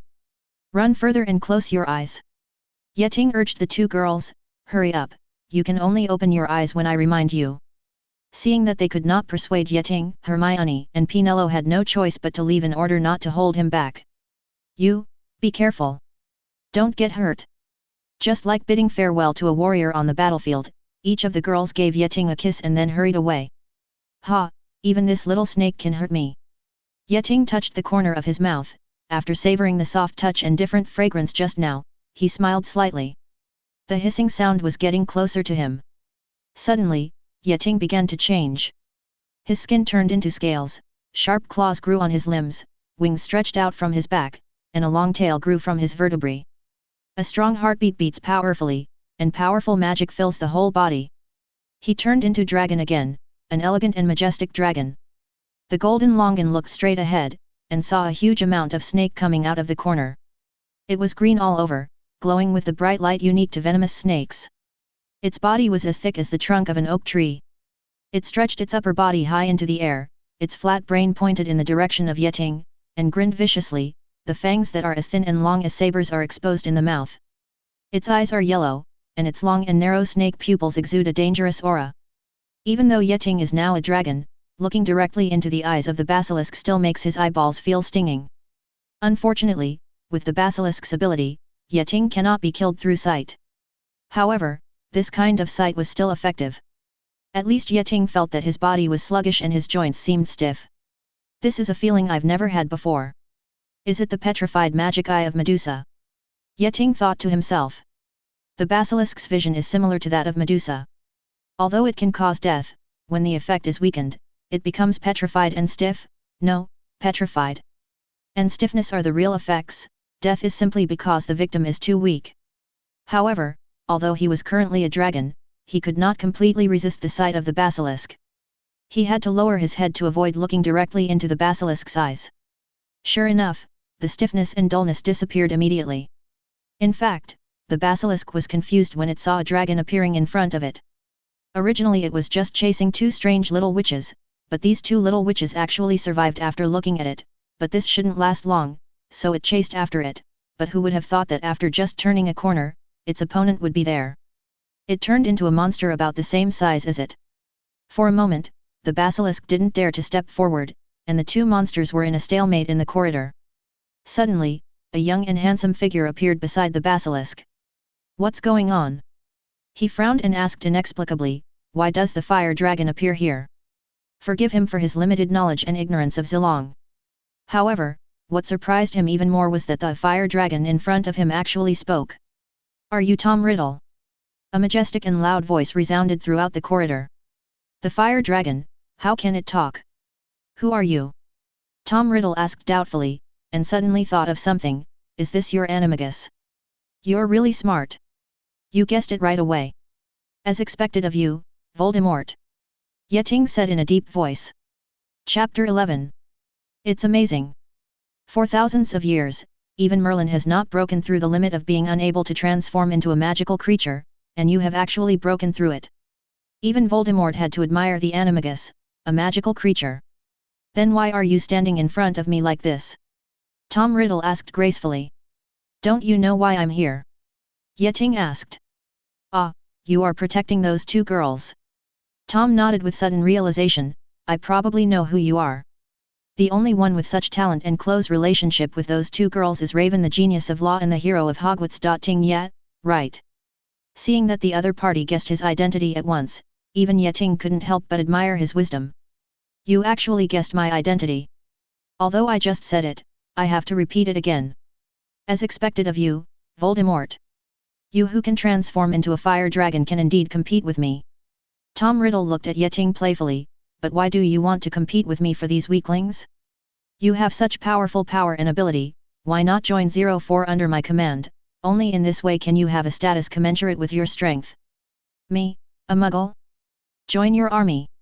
Yeting sneered disdainfully, you actually dare to ask me to join your army, it's just a daydream. That's a pity. Tom smiled sarcastically, it's a pity that you are only one person. I can compete with you with the basilisk alone, and I will kill you with my own hands. When he said the last sentence, his handsome face turned unspeakably ferocious. You did the same thing last year. Yeting said sarcastically, what do you think he is doing now? He is probably still lingering in the body of some beast. This statement immediately angered Tom. You will definitely die. He roared ferociously, I will let the basilisk swallow you slowly and let you feel the pain of death. Following Tom Riddle's order, the basilisk roared, opened its mouth and pounced in Yeting's direction. In such a narrow place, actually engaging in hand-to-hand combat with dragon, it's really desperate. Yeting sneered, and then he took a deep breath. Then, the dragon's mouth opened. A stream of golden red flames spurted out from his mouth, and the dragon's breath immediately swallowed the basilisk with scorching heat. The burning of the dragon's breath immediately made the basilisk scream. It kept struggling in pain, and huge amounts of its body smashed the surrounding walls with cracks, as if it would collapse at any time. On its body, a meaty aroma came, the high temperature directly roasted the basilisk's skin. Damn it! There is such a powerful dragon's breath, Tom secretly hated it. Such dragon's breath was far beyond his understanding of fire dragons. He had to use the water-making spell on the basilisk. However, even the powerful water flow created by his magic power could not completely extinguish Yeting's dragon breath. Tom couldn't believe this result. What's going on? Why is his dragon breath so strong? In desperation, he had no choice but to take his last resort. Molt. In this state, only by shedding one's skin can one get rid of the dragon's breath fire, which is like a tarsal maggot. The basilisk struggled hard, and soon shed a layer of burning skin, and then retreated under Tom's order. The burning snakeskin became a natural barrier blocking Yeting's path. Even a fire dragon fears the breath of another fire dragon. Although the fire dragon can breathe fire, it does not mean that it is not afraid of fire, because the temperature of the dragon's breath will not reach its maximum until it is outside the body, and even the original fire dragon is not completely immune. Do you think you can do this to me? You still underestimate dragon. Yeting snorted coldly and forced his way through the fire. Although the fire is hot enough, it can't do anything to Yeting's dragon scales. Yeting, who had 2 legs, was much faster than the basilisk. He caught up with the basilisk in a few steps. The dragon's mouth full of sharp teeth immediately bit the basilisk's body, making it unable to escape. The bite hurt the basilisk, but it couldn't struggle away at all, so it simply refused to do anything and gave up completely on trying to escape. Instead, it turned around, preparing to wrap dragon tightly and bite at the same time. Dragon's neck, I want to kill dragon with a 2-pronged approach. Whether it's poison or strangulation, dragon can't escape death. But how can dragon's strength and flexibility be comparable to it? Yeting saw the basilisk turn around and surround himself with its snake body. He immediately let go of the basilisk and firmly stepped on the basilisk's belly with his front paws, preventing it from moving further for a while. Then he bit the basilisk on the head. Go up. The 2 sides bit each other's heads, competing for reaction and speed. But after this bite, dragon is still better. Yeting arrived first and bit the basilisk's flat head. Huge amounts of bite force made the basilisk's skull scream. As long as you exert more force, the basilisk will be bitten to pieces and die on the spot. Now, seeing the basilisk encountering a fatal attack, Tom Riddle became anxious. He had been attacking Dragon with magic just now in an attempt to support the basilisk, but was completely blocked by Dragon's dragon scales, which had a magic resistance far exceeding that of a fire dragon. Now, in anger, he chanted an explosive spell at Yeting with all his strength, finally blowing him up. The basilisk immediately seized the opportunity to break free from the dragon's mouth and was finally saved from death. However, this bite was not without effect. Now the basilisk's skull has cracked, it is blind in both eyes, part of its hearing is severely damaged, and it has almost lost most of its combat effectiveness. Let's retreat. Tom gritted his teeth and issued the order unwillingly. He had fully understood that he could not do anything to Dragon, but Dragon could easily kill the basilisk. In other words, 450 means that he has completely lost his chance of winning. The basilisk retreated awkwardly. And Tom Riddle relies on his body to be illusory, and Dragon cannot harm him. So he stood between Dragon and the basilisk, using magic to interfere with his pursuit of the basilisk. What a nasty little bug! Yeting complained. However, seeing that the basilisk was about to escape, he figured out a new winning strategy. He took 2 steps back slightly, then charged with all his strength, slamming into the wall of Hogwarts castle. The power of Dragon is so great. Just listen to boom. Most of the walls had been damaged due to the aftermath of the battle, and now they completely collapsed. A huge amount of breach has appeared in Hogwarts castle. The sunlight from outside shone into the dark castle along the gap. After recovering from the dizziness of the impact, Yeting rushed forward again and bit the basilisk's tail again. Then, he violently dragged him outside the castle. The friction force of the 4-legged ground was much greater than that of the legless basilisk, so it was easily dragged out of the castle by Dragon. The 2 behemoths fell from the gap to the open space outside the castle. A castle several meters high would definitely not be able to stop these 2 behemoths. But this also means that the venue for the battle has changed. The battlefield changed from narrow castle corridors to wide open spaces. And this is Dragon's home court. Chapter 112. Seeing Dragon and Basilisk falling out of the castle together, Tom Riddle was shocked. Are you going to? He seemed to have thought of something. No. Basilisk, run. Yeting gave him a mocking look. Do you know how eagles hunt snakes? He asked with a sneer. No, Tom screamed in despair. I saw Dragon flapping huge amounts of wings and suddenly flying into the air. He circled leisurely over Hogwarts. The basilisk was constantly crawling on the ground, trying to escape Dragon's attack range quickly. Unfortunately, Dragon flight's speed was much faster than the crawling snake on the ground. Yeting just flapped his wings and immediately caught up with the basilisk. He folded his wings slightly, leaned down, and dived in the direction of the basilisk. When his body was about to touch the ground, he flexibly opened his wings again, stopped his fall, drew a beautiful arc, and then flew upward again. When the trajectory reached the lowest point, Dragon was exactly less than 1 meter directly above the basilisk. His pair of front paws saw the opportunity and tightly grasped the basilisk's body. Although the basilisk's body is very heavy, Yeting's flight ability cannot be underestimated, as he carried the basilisk like this. Keep flying high into the sky. The basilisk's body was constantly twisting and struggling under Yeting's claws. However, since it is in the air, the basilisk has nowhere to bear the force, and simple bumps cannot break through Dragon's defense, so such a struggle is in vain. Finally, Yeting brought the basilisk several thousand meters into the air. This height was enough to kill the basilisk, so he adjusted his flight posture again and dived towards the ground again. Gravity made him dive faster and faster. Finally, in mid-air, he opened his front paws and let go of the basilisk. The basilisk was thrown down from a height of several thousand meters and landed hard on a tower of Hogwarts castle. Thanks to the huge amounts of weight and the height of several kilometers, the basilisk's body smashed the stone tower into pieces. But the basilisk originally was also beaten to a bloody pulp in this powerful collision. When Yeting landed next to the basilisk's bones were shattered, its internal organs were ruptured, and it was bleeding profusely. It had only 1 breath left. Yeting returned to his human form again, pulled out his infinity sword, and aimed it at the basilisk's neck. Just listen to the sound of chi. The basilisk's neck snapped.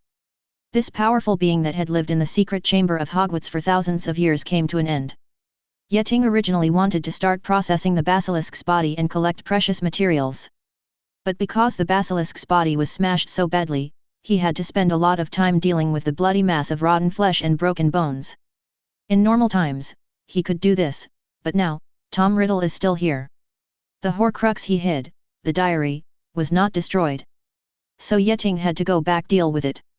He hurriedly came to the castle, where he originally fought with the basilisk. But Tom Riddle was no longer there. He used magic to test the surroundings, but still found nothing. Damn it! Yeting gritted his teeth unwillingly. This cunning guy actually saw that the situation was not good, gave up on the basilisk, and took the opportunity to escape. As expected, Voldemort was ruthless and could be ruthless at critical moments. However, fortunately, in the battle just now, Yeting saved a hand. He didn't reveal the information he knew when he had the upper hand like the villains in movies and TV shows. He did not say that Tom Riddle was just a memory of Voldemort, hidden in his diary from that year, nor did he say that the host Tom was currently parasitizing and devouring was Ginny Weasley. He knew all these key pieces of information, but he still pretended not to know. Since Tom Riddle didn't know that Yeting had mastered this information, it was unlikely that he would temporarily change the host. Because now he has devoured more than half of Ginny. As long as he persists for a while, he will be able to have a complete body through Ginny's vitality and achieve resurrection. And changing the host at will make him waste most of his school year. This further delayed Voldemort's resurrection, which he absolutely could not tolerate. Therefore, Yeting decided to pretend not to know about this matter, and then secretly found Riddle's hidden diary from Ginny. 0*. Then as long as he uses his Infinity Sword to destroy this Horcrux, Tom Riddle will disappear forever, and everything will be truly over. After a while, seeing Yeting return victorious, Hermione and Penelope hurried from their hiding place to his side. "Did your animagus transform into a fire dragon just now?" Penelope exclaimed, "You defeated the basilisk like this. It's really powerful. How could your animagus be a fire dragon?" Hermione asked doubtfully, "The book says that animagus cannot transform into a magical creature. Historically, all attempts to transform into magical creatures have the biological necromancer failed? How did you do it?" Yeting and the two of them just chatted one after another. 0. After a while, Dumbledore came here with the professors. There was no way, after all, dragon and basilisk were both giants, and the battle between them caused too much noise. Not only did they collapse a wall at Hogwarts Castle, they also destroyed a tower. The basilisk's bloody corpse is still among the ruins of the tower. "Oh my god! You actually killed a basilisk!" After listening to Yeting explain all this, the professors screamed in shock. They never thought that the monster in the secret room was actually a basilisk. But before they discovered the monster, Yeting was already one step ahead of them and killed the basilisk. This made them a little bit unacceptable. As professors, they were actually protected by a student. Even these professors did not dare to say that they could kill the basilisk and protect themselves from it. Professor McGonagall looked at Yeting with extraordinary pride, because his student defeated the legendary basilisk with his unique dragon animagus. She feels honored to be Yeting's shape-shifting professor. When they heard that the young Tom Riddle appeared at Hogwarts again, the professors were extremely surprised, and Professor Snape's eyes were particularly strange. The professors couldn't explain exactly how Voldemort accomplished this. Only Dumbledore looked thoughtful. He himself knew that Voldemort relied on Horcruxes to survive, and it seemed that Dumbledore also had doubts about this. Chapter 113. After dealing with the professors, Yeting climbed back onto the tower and began to collect his trophies in the ruins. The basilisk is indeed full of treasures: snake skin, snake meat, snake gallbladder, snake heart, snake blood, venomous fangs, and venom sacs were all collected by Yeting in categories. The most difficult thing to deal with was the mass of rotten meat. He also removed all the bone fragments and blood stasis and collected them all. He had a special way to deal with the basilisk meat, but it wasn't time yet. When the little necromancers returned to Hogwarts after the Quidditch game, they were surprised to find out the reason why the genius of Ravenclaw did not participate in the competition. It was because he did another earth-shattering thing: he killed the monster hiding in Slytherin's secret room. This news immediately caused a sensation among the little necromancers, and most of them were very happy, especially the little necromancers born as muggles or mixed bloods, because they no longer have to worry about their blood every day. Even the news that the Ravenclaw team relied on Zhang Chu's amazing performance to defeat Hufflepuff without Yeting's participation was not discussed by anyone for a while. Everyone was immersed in joy. For a moment, everyone thought that the attack was over with the death of the basilisk, but Yeting was still in action. He wanted to sneak into the girls' dormitory in the Gryffindor common room and destroy Voldemort's diary. To this end, he sought help from Hermione. What? Why do you think the person who opened the Chamber of Secrets was Ginny Weasley? Hermione looked at Yeting with a strange look. She is not only a Gryffindor, but also the daughter of the Weasley family. We all know that the Weasley family are all Gryffindors, and they can never be the heirs of Slytherin. What do you think? Absolutely, strictly speaking, Ginny did not open the Chamber of Secrets. Yeting patiently explained, in fact, it was Voldemort who bewitched Ginny Weasley and borrowed her hand to open the Chamber of Secrets. Ginny is just a little necromancer who has just entered first grade, how could she resist Voldemort? But I still find it a bit difficult to understand. Hermione snorted, didn't we just get rid of the mysterious man last year? Did he come back again? How did he do it? Why do you think it was Kim who was seduced? Nay, Weasley, and not someone else. Voldemort left a magic prop. Yeting said seriously, it is a diary. The diary contains the memories of Voldemort's student days at Hogwarts. This diary was conspired to be mixed into Ginny Weasley's textbook. This diary was cast by Voldemort with black magic, which made Ginny Weasley another unlucky person parasitized by Voldemort. Do you still remember the one we saw in Flourish and Blott's bookstore before school started? A scene. What? Flourish and Blott's bookstore. Hermione was a little confused, and suddenly she seemed to think of something. Are you referring to the fight between Malfoy's father and Mr. Weasley? As expected of Hermione, she found the key so quickly. Yeting praised happily, indeed, I think this is where the conspiracy started. As we all know, Lucius Malfoy was once a Death Eater. After Voldemort fell from power, he claimed that he was controlled by the Imperious Curse, so he was not regarded as an accomplice of you-know-who, but many people did not think so. I think he has been secretly working for Voldemort. At Flourish and Blott's bookstore, I had a fight with Mr. Weasley on purpose in order to take the opportunity to slip this book into Ginny Weasley's textbook. The unsuspecting Ginny was controlled by Voldemort. After school started, she opened the Chamber of Secrets and released the basilisk, thus causing these attacks at Hogwarts. Ah, after hearing what you said, I remembered it. Hermione suddenly realized, that little red-haired girl from the Weasley family, I have noticed her several times, and every time I see her, she looks like he looked pale and didn't wake up from sleep. Yes, this is precisely because Voldemort absorbed her vitality in the process of parasitism. What a poor little girl. Hermione sighed, agreeing with Yeting's statement. However, as the genius of Ravenclaw and the Hogwarts of Hogwarts, as long as you open your mouth, those girls will happily take you into the dormitory. Hermione teased. Road. I didn't see it. The little girl usually focuses on her studies, but in fact she always pays attention to other things. The resentment is quite big. Stop making trouble, I won't say this. Yeting was speechless. Okay, Hermione agreed, I will help you sneak into the Gryffindor girls' dormitory, but don't do anything unnecessary. Haha, I'm not that boring. So, early the next morning, Hermione came to the Gryffindor lounge on the 8th floor. At the door of the lounge was a portrait of the fat lady. She had to tell the fat lady a password before she could enter the lounge. But Hermione was prepared for this. Nectar, she said. The portrait opened immediately, revealing the hole at the back. After entering the Gryffindor common room, you can reach the Gryffindor girls' dormitory through a spiral staircase. Hermione's excuse for entering the girls' dormitory was to find Parvati Petty, the second-year Gryffindor. Because her twin sister, Padma Patil, was Hermione's roommate in Ravenclaw, which was the closest relationship Hermione could find among Gryffindor girls. When Hermione entered the dormitory, Yeting followed her all the way. He used the illusion charm to hide his figure and the levitation charm to prevent himself from making any noise. Definitely, the floating spell has another purpose, which is to prevent triggering the spell in the Gryffindor girls' dormitory. In fact, the Gryffindor common room has a charm on the steps leading to the girls' dormitories to prevent boys from entering. If a boy wants to enter the girls' dormitories, it will turn into a long, smooth stone slide. But there is no one on the side of the boys' dormitory, and girls can enter at will. This is because the founders believe that girls are more reliable. Through the floating spell, Yeting can completely prevent himself from touching this step, so that the magic to prevent boys will not be triggered. Soon he successfully broke in without anyone noticing him.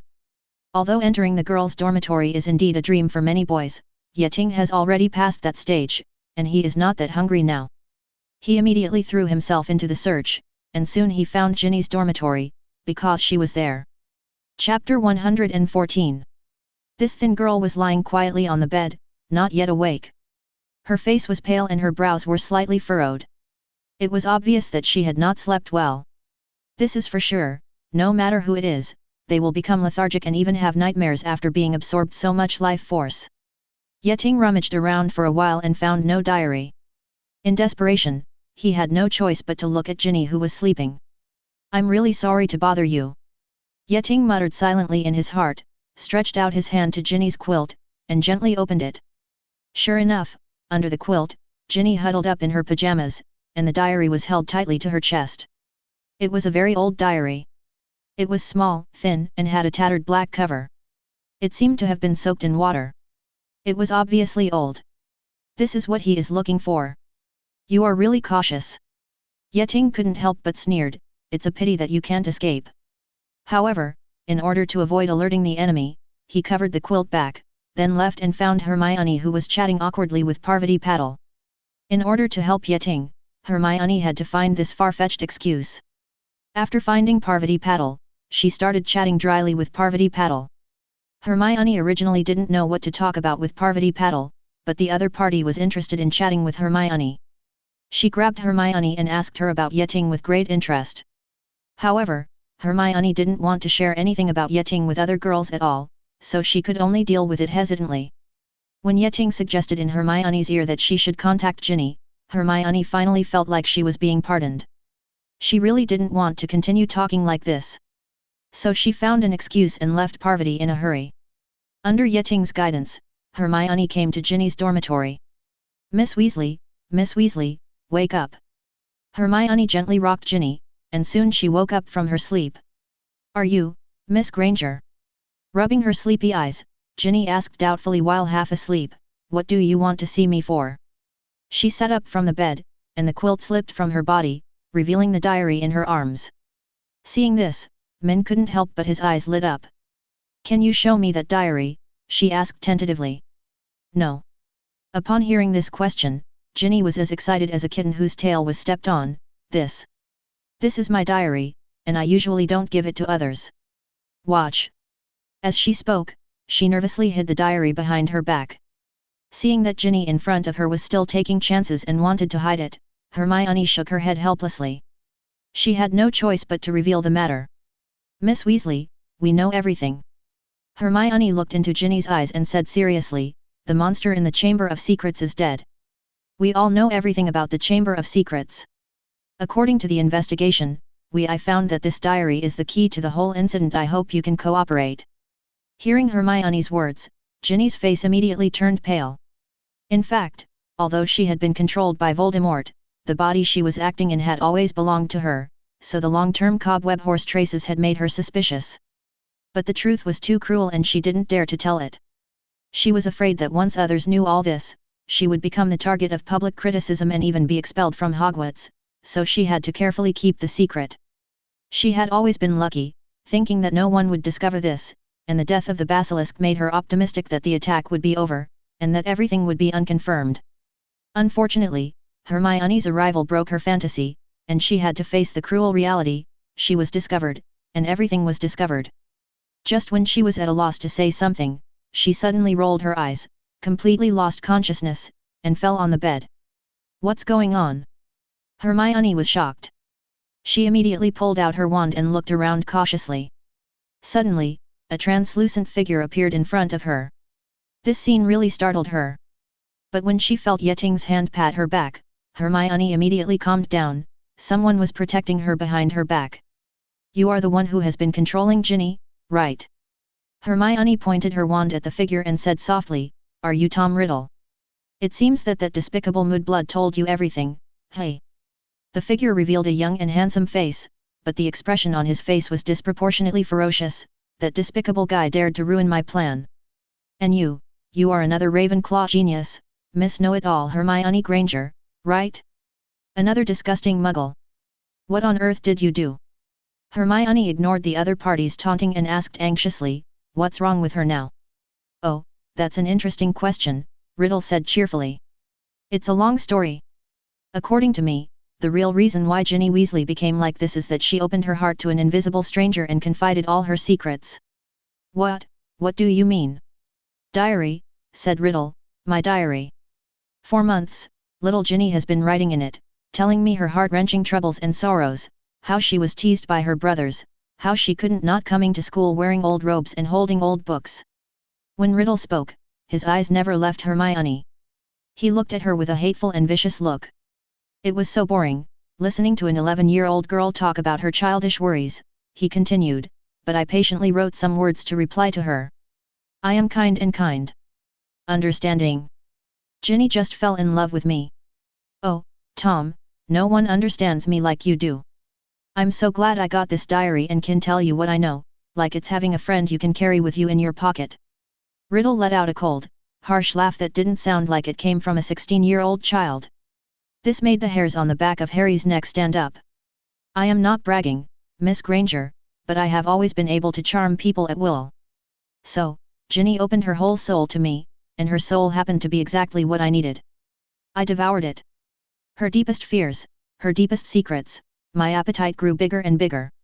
I grew stronger, much stronger than little Miss Weasley. Strong enough to reveal several of my secrets to Miss Weasley. Began to open a small part of my soul to her. Chapter 115.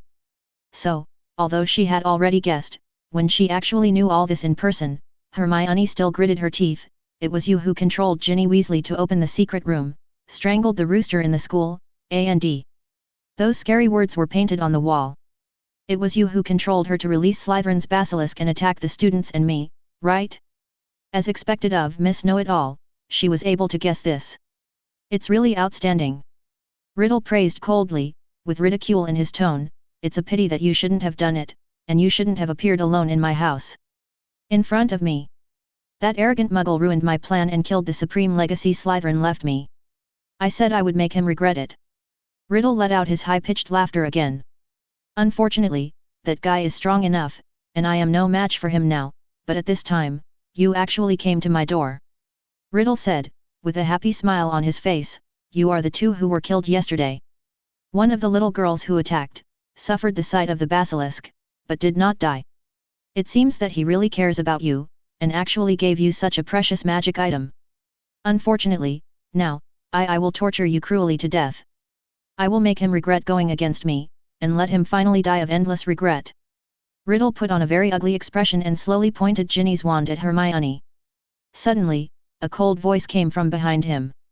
The voice was not loud, but it immediately made Riddle stop in panic. You are delusional. When Yetingzi attracted Riddle's attention, he quietly came behind him.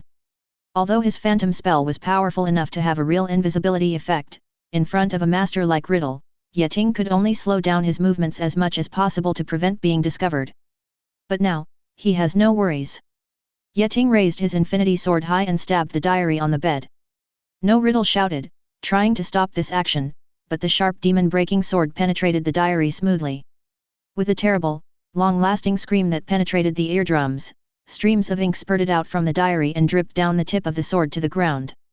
Riddle twisted and struggled, waving his arms constantly, screaming in agony, and then, he disappeared.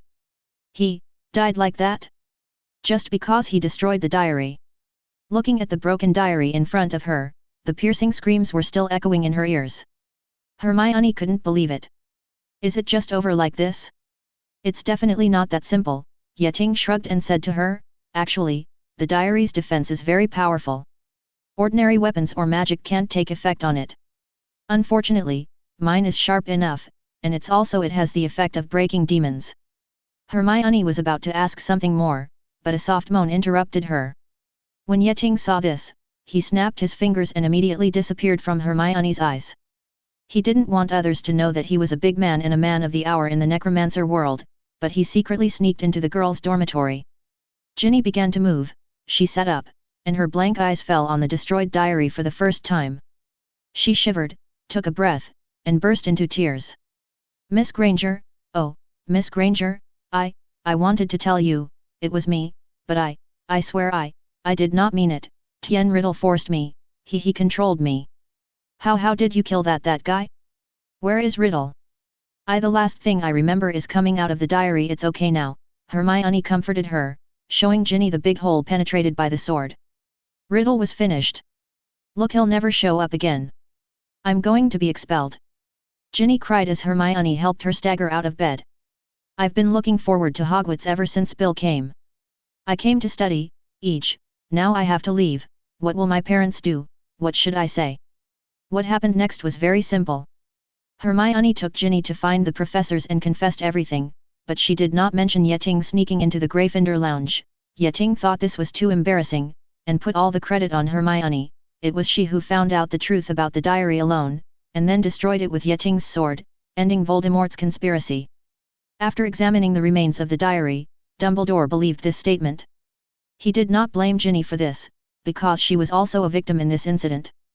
However, he still called the Weasleys, hoping that they could comfort Ginny, who had been controlled by Voldemort for a whole semester. Not long after, Mr. Weasley hurried over and took his daughter to St. Mungo's Hospital for Magical Maladies and Injuries for a checkup. However, before leaving, they warmly thanked Hermione and invited her to visit before the holidays, hoping to entertain her well. Dumbledore also praised Hermione and believed that it was her wisdom and courage along with Yeting's that saved Hogwarts.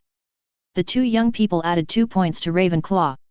In addition, a conflict broke out at the Hogwarts school board meeting over the origin of the diary, resulting in Lucius Malfoy being expelled from the school board.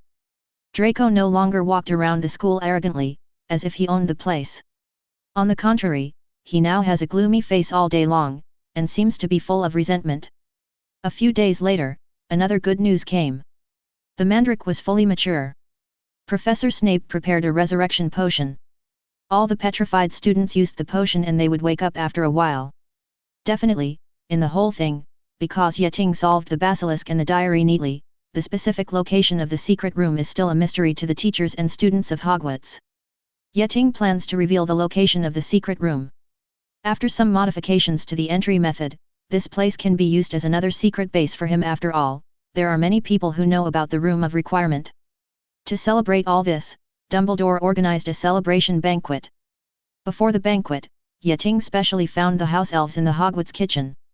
At Yeting's request, the elves made the basilisk meat he mentioned into various dishes, which will be used as the main ingredients of the banquet. A basilisk weighs several tons, enough to feed all the little necromancers at Hogwarts a full snake feast. Yeting's decision made the professors dumbfounded, but Dumbledore seemed quite happy. According to Yeting, this whole snake feast is just a way to calm down the fears of the little necromancers for most of the semester. P.S. Troopers rewards and other monthly ticket flower quantity increases will start the day after tomorrow. Chapter 116.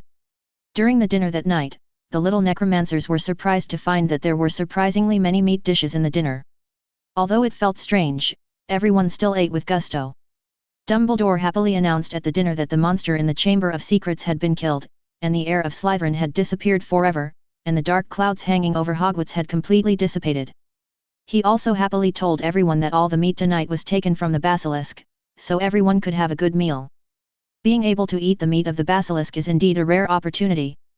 Many people will never even see a basilisk in their lives. This time they have the opportunity to taste basilisk meat, which can be regarded as unprecedented in history.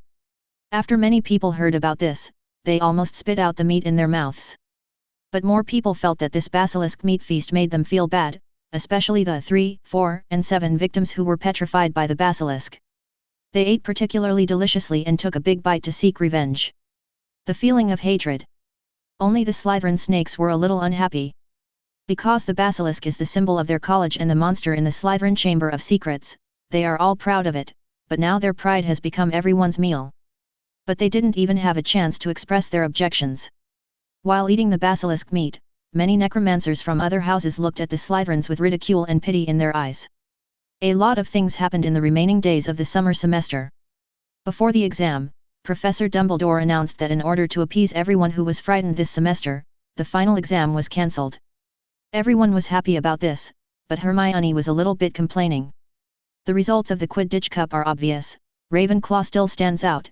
Even without Yeting, Ravenclaw still defeated Hufflepuff, which is enough to reflect their strength. In terms of the Academy Cup, with Yeting and Hermione scoring 400 points, Ravenclaw won the Academy Cup by a large margin. Another happy thing is that the teaching experience at Hogwarts finally ruined Gilderoy Lockhart's reputation. Because he was not doing his job properly in the Black Magic Defense class for a long time, the little necromancers gradually discovered the fact that he was not good at magic. No, he was still good at the Oblivion Curse, but could he use it on the little necromancers at Hogwarts? Magic? More and more people began to doubt the authenticity of his works, and more parents sent letters of complaint against Lockhart to the Ministry of Magic. Finally, the Ministry of Magic could not withstand the pressure and organized a special investigation team to conduct a series of investigations into the authenticity of Lockhart's experiences in the book. The investigation team visited a series of places including Armenia, Tibet, etc. They were surprised to find that all the deeds in Lockhart's book had indeed happened, but they did not belong to Lockhart, but to many other different necromancers. This conclusion caused an uproar in the entire necromancer world. Most of Lockhart's fans turned their guns and criticized Lockhart even more strongly than they once worshipped Lockhart, demanding that the Ministry of Magic severely punish this liar. However, there is a small group of die-hard fans who still defend Lockhart's reputation. They insist that the Ministry of Magic's conclusion is just a conspiracy and that Lockhart is not a liar, but a great man. Finally, the Ministry of Magic summoned Lockhart, and he was tried in the Wizengamot. Not only was the Order of Merlin taken away, but he was also fined a large amount of gold galleons. However, since he did not cause any substantial casualties, so he wasn't sent to Azkaban. Hogwarts also took advantage of the situation to cancel Lockhart's professorship, and Dumbledore's plan was perfectly realized. After hearing the news that Lockhart had left the school, the students burst into cheers, and several teachers also cheered. Today, Gilderoy Lockhart's reputation has not only been completely ruined, but he has also become impoverished overnight. He is no longer the great figure he imagined. This reality deeply hit Lockhart's spirit, and soon he became crazy and gibbering madman. He insisted that all the deeds in his book were his own personal experiences, and everyone was jealous of him. The doubts and accusations from the outside world are all slanders against him. Soon, he was sent to St. Mungo's Hospital of Magic and became a patient there. Time flew by, and soon it was time for vacation, and the little necromancers got on the train to London one after another. The three girls all have their own plans during the summer vacation. Penelope will spend a lot of time preparing for next year's NEWT exam. The Granger family plans to go to France for a vacation this summer. It is said that Zhongchu's family will go to France together at the invitation of the Granger family. The reason is said to be because they are the Muggle Grangers hope to know more about the Necromancer family, while Zhongchu is Hermione's best friend at school. When did your relationship become so good? Yeting asked Hermione curiously in the compartment on the train. Guess. Hermione gave Yeting a big eye roll. Since this little girl narrowly escaped death at the hands of the basilisk, her attitude towards him has become more and more casual. Yeting shrugged helplessly and had to go to the next cubicle to ask Zhongchu. Among his three female friends, she is the softest and the talkative. Unfortunately, Zhongchu's tone was unexpectedly tight this time. Even though Yeting made an exception and used the dong method, which made her blush and her heart beat, she still refused to say a word. Yeting had nothing to do about such a result. The little girls grew up one by one and began to have their own secrets. They are no longer the little Fang girls who obeyed his words before. After learning that Hermione and Zhongchu would be vacationing together during the summer vacation, Yeting gave up his plan to visit them in France. The experience during the last period of last summer vacation was still vivid in Yeting's mind. In fact, during this summer vacation, in addition to continuing his study and research, there are two other important things. The first is his second Order of Merlin medal, this time a first-class medal, because he found a way to become the magical creature Animagus. Although so far he has only succeeded in turning himself into a 4.8 dragon, there is no complete process to make it possible for all Animagus to become magical creatures, but this is an unprecedented initiative after all, and it is of great reference value for other necromancers. Although Yeting doesn't care much about this honor, being famous enough does bring enough benefits in the necromancer world. Don't you see someone like Dumbledore? Although his actual power is not high, he has his friends wherever he goes. No matter what he does, someone will give him face. Even Cornelius Fudge, the Minister of Magic, has to treat him with respect. This is the benefit of being famous. So he accepted the medal with a smile. The second thing is about Nico Flamel. Ever since they lost the Philosopher's Stone, Nick and his wife have only a few days to live. Now they are about to die.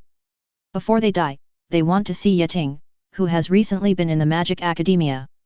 A junior who rises like a comet. Chapter 117. In fact, as old monsters who have lived for more than 600 years, Nick and his wife are very willing to support their younger generations, and they have a wide range of friends in the necromancer world.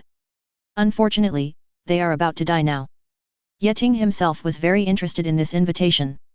At Hogwarts, his study and research on ancient magic texts had reached a bottleneck. It's not that he couldn't make progress, and the collection of books in Hogwarts could no longer satisfy his needs. Got an appetite? In this case, it is indeed a good choice to communicate with masters like Nico Flamel. Who knows whether they may hide any novel theories or works that transcend the times.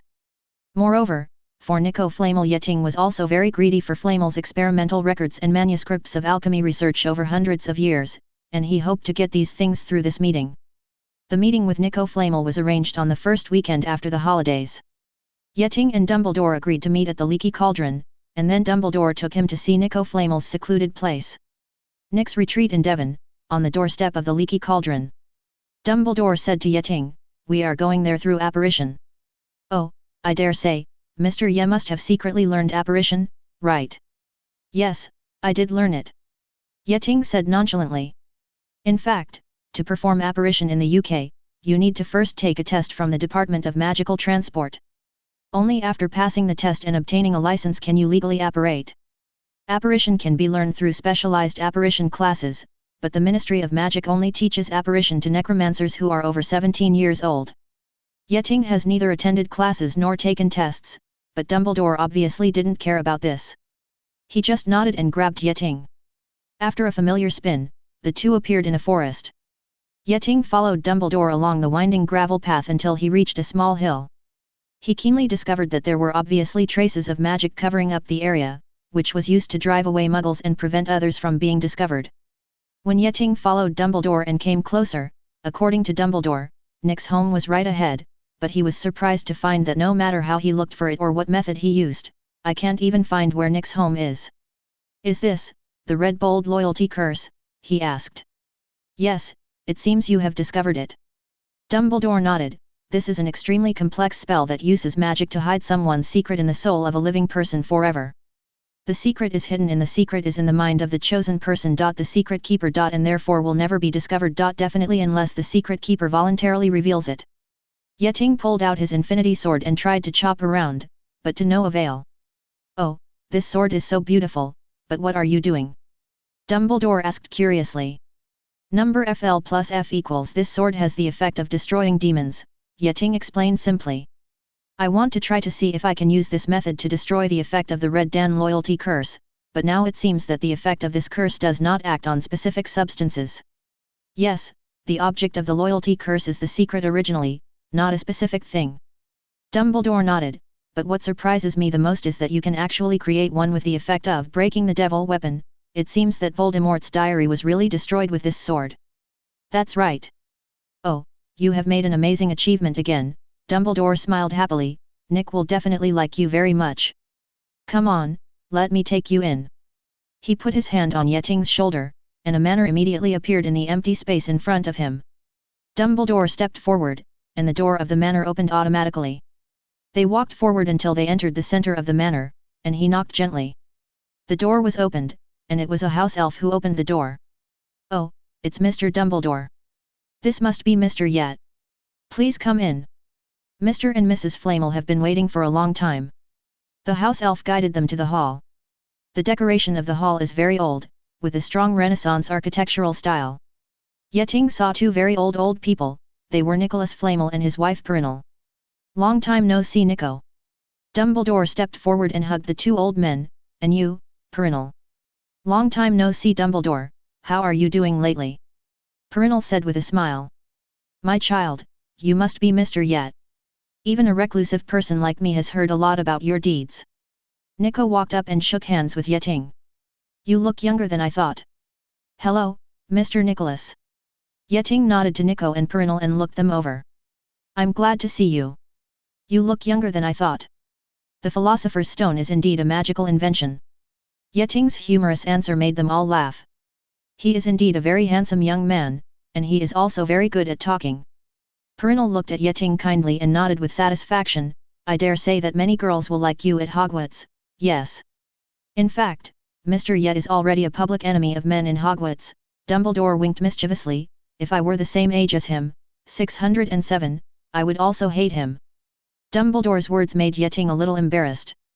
This old man doesn't know how to cultivate, but he doesn't know that you are. Back then, you and Grindelwald, however, he soon started a heated chat with Nick, completely leaving Dumbledore and Perinal aside. Oh my god! They can't stop talking about these things. After an unknown amount of time, Perinal looked at the cold food on the table and couldn't help complaining. However, there was no look of annoyance on her face, but more of deep helplessness, as if she was used to this. This is normal. After all, Nico Flamel is also a great alchemist. He might have been this kind of person back then. He is a bit like you before. Perinal said to Dumbledore, however, he has a stronger desire for knowledge than you. I think so too, and he is a little too mature. Sometimes I worry about his friendship problems. Dumbledore ate a cockroach dumpling, which was prepared for him by Nikof's territory, and agreed, those children of the same age seemed a bit out of tune for him. He spent a lot of time in books and research. Fortunately, he made a few friends of the opposite S** X at Hogwarts. Oh, it's 4-1, I remember there was another one in Booth Barton. Chapter 118. The exchange between Yeting and Nico Flamel was quite pleasant. The other party was indeed a master of alchemy who had lived for 600 years and had a wealth of knowledge. Many of the problems Yeting encountered in his research had been dealt with by the other party. I met him and gave Yeting some good suggestions. Many of Yeting's achievements were quite new to Nico Flamel, which he greatly appreciated, and he especially liked Yeting's attitude towards knowledge. Knowledge is the most powerful power of a necromancer. Many people don't realize this, even Dumbledore is no exception. This is Nico's point of view, and Yeting completely agrees with it. It's really hard for me to imagine that a child who is only 14 years old actually has such a rich reserve of knowledge and can have a good conversation with Nico. Perinal sighed. Ah, yes, Mr. Ye is indeed a very smart child. His research and understanding of magic has even surpassed most adult necromancers. Dumbledore reminded, you have also read what he wrote. Those papers. I have never seen Nico so happy for a long time. Looking at Nick, who was sometimes serious and sometimes laughing, Perinal sighed, maybe you can let Mr. Ye stay with us for a few more days until, actually, that's what you thought when you brought him here, right? Yes, Dumbledore said, shaking his head and blaming himself, after all, this is my responsibility. It was my mistake that caused the destruction of the Sorcerer's Stone. This result I feel very sorry for you, and it makes me feel better now that I can see Nico so happy. Moreover, the child was actually eager to meet Nico. No, you don't have to blame yourself, Perinal looked at Dumbledore gently, these are our own choices. From the moment we decided to hand over the Sorcerer's Stone to you, we had already considered it in advance. A situation like today has emerged. Perhaps you are right, we have indeed lived too long, and truly facing death is still a challenge and a new beginning. Yeting happily agreed to the invitation from Nico and his wife. He also hoped to communicate with Nico for a while longer. So, for the next week, Yeting stayed at Nico's house. Here, the only thing he has to do is discuss with Nico, no, not discuss, but Nico Flamel unilaterally tell him all his achievements. Facing Yeting, Nico Flamel seemed to have found an inheritor of knowledge and was ready to leave something behind. He not only told Yeting his theories and achievements, but also took out his huge manuscripts and notes from the past 600 years. These things that Yeting longed for were handed over to Nico before he even opened his mouth. He knew that even the slightly taboo knowledge such as the principle of making the magic stone was no exception. Regarding Nico's behavior, Yeting seemed to have noticed something, so during a discussion about the magic stone, he couldn't help asking, since the method of making the magic stone has always been there, why don't you try to make another one? Where are you? If necessary, I can also help. Nico and his wife had been of great help to him, and he had always felt that taking away the Philosopher's Stone was a matter of course. But now, Yeting actually felt a little guilty towards them, and even had the idea of returning part of the magic stone to them. However, this proposal was rejected by Nico. He asked, what about you? You seem to be only interested in the theory of the Sorcerer's Stone, but you don't care about its originality. Why? There are too many people who want immortality. No, I don't expect such immortality at all. Yeting shook his head. If you were immortal, you would have unlimited time to learn more knowledge. Maybe you are right, but not all people are as lucky as you. If a person lives alone for hundreds of years and sees his body aging and the familiar things in front of him gradually disappearing, even the people he loves will disappear. If he gradually leaves, he will probably collapse and become a madman. Human beings are short-lived species, and it is too difficult to truly adapt to immortality. You are right, we are both very lucky. Nico and his wife looked at each other and smiled with some relief. We have lived too long, and Perinal also thinks we should take a rest. Being able to face death does require a lot of courage. Yeting sighed and kept silent about this suggestion. Yeting is completely disdainful of using the magic stone to live forever, because the magic stone can only give the user life, but cannot keep the user youthful. However, if immortality means eternal aging, Yeting is completely unacceptable. As a magician, there are many ways to live forever. For example, in the world of the Forgotten Realms, Ilam of the Netheril Empire invented a method called Ilam's immortality technique. Through this spell, the magician can absorb the life force of other creatures to maintain immortality. Some people may think this is an evil thing, but humans originally survived by sacrificing other species, right? If you think this method is evil, then the behavior of modern farms is a heinous crime. In fact, just one modern breeding farm can provide the magician with inexhaustible vitality. However, this spell also has a weakness, that is, once the spell is revoked or encounters a ban on magic, the user will immediately return to the age he should have been. In other words, those who use this method to extend their life for hundreds of years, if the old guy encounters such a situation, he will immediately turn into a handful of withered bones, or even disappear into ashes. However, in the Endless Plains, there are still many ways to live forever, such as igniting divine fire and becoming a demigod or true god, hiding one's soul in a phylactery and becoming a lich, tearing one's soul apart like Voldemort and creating a Horcrux, transform into an undead like a vampire, or turn into a dependent of gods or demons, such as angels, demons, divine servants, etc. In addition, Nomo Zhao, perform certain transformations on the body or achieve some special magic. For example, the materialization of the soul can also lead to immortality. In the God-Killer plane, there is even a spell such as Pandora's Dark Sacrifice, which allows mortals to steal part of the omnipotence of the death god after being projected on the ground, and use it to the power of projection reshapes oneself achieve eternal life. And Yeting already has his own ideas on how to achieve immortality and how to let those he cares about accompany him forever, which is to become a human and dragon like him. The magic in the world of Harry Potter is indeed a relatively special existence among countless planes. On the one hand, it is not very powerful, but on the other hand, it is unimaginably powerful under certain circumstances. For example, the loyalty spell that directly acts on the original concept of secret, the restoration spell that completely violates the principle of entropy increase, and some shape-shifting spells, especially Amagus. Chapter 119. In the world of Harry Potter, if you talk about animagus, you have to mention a famous person, Merlin.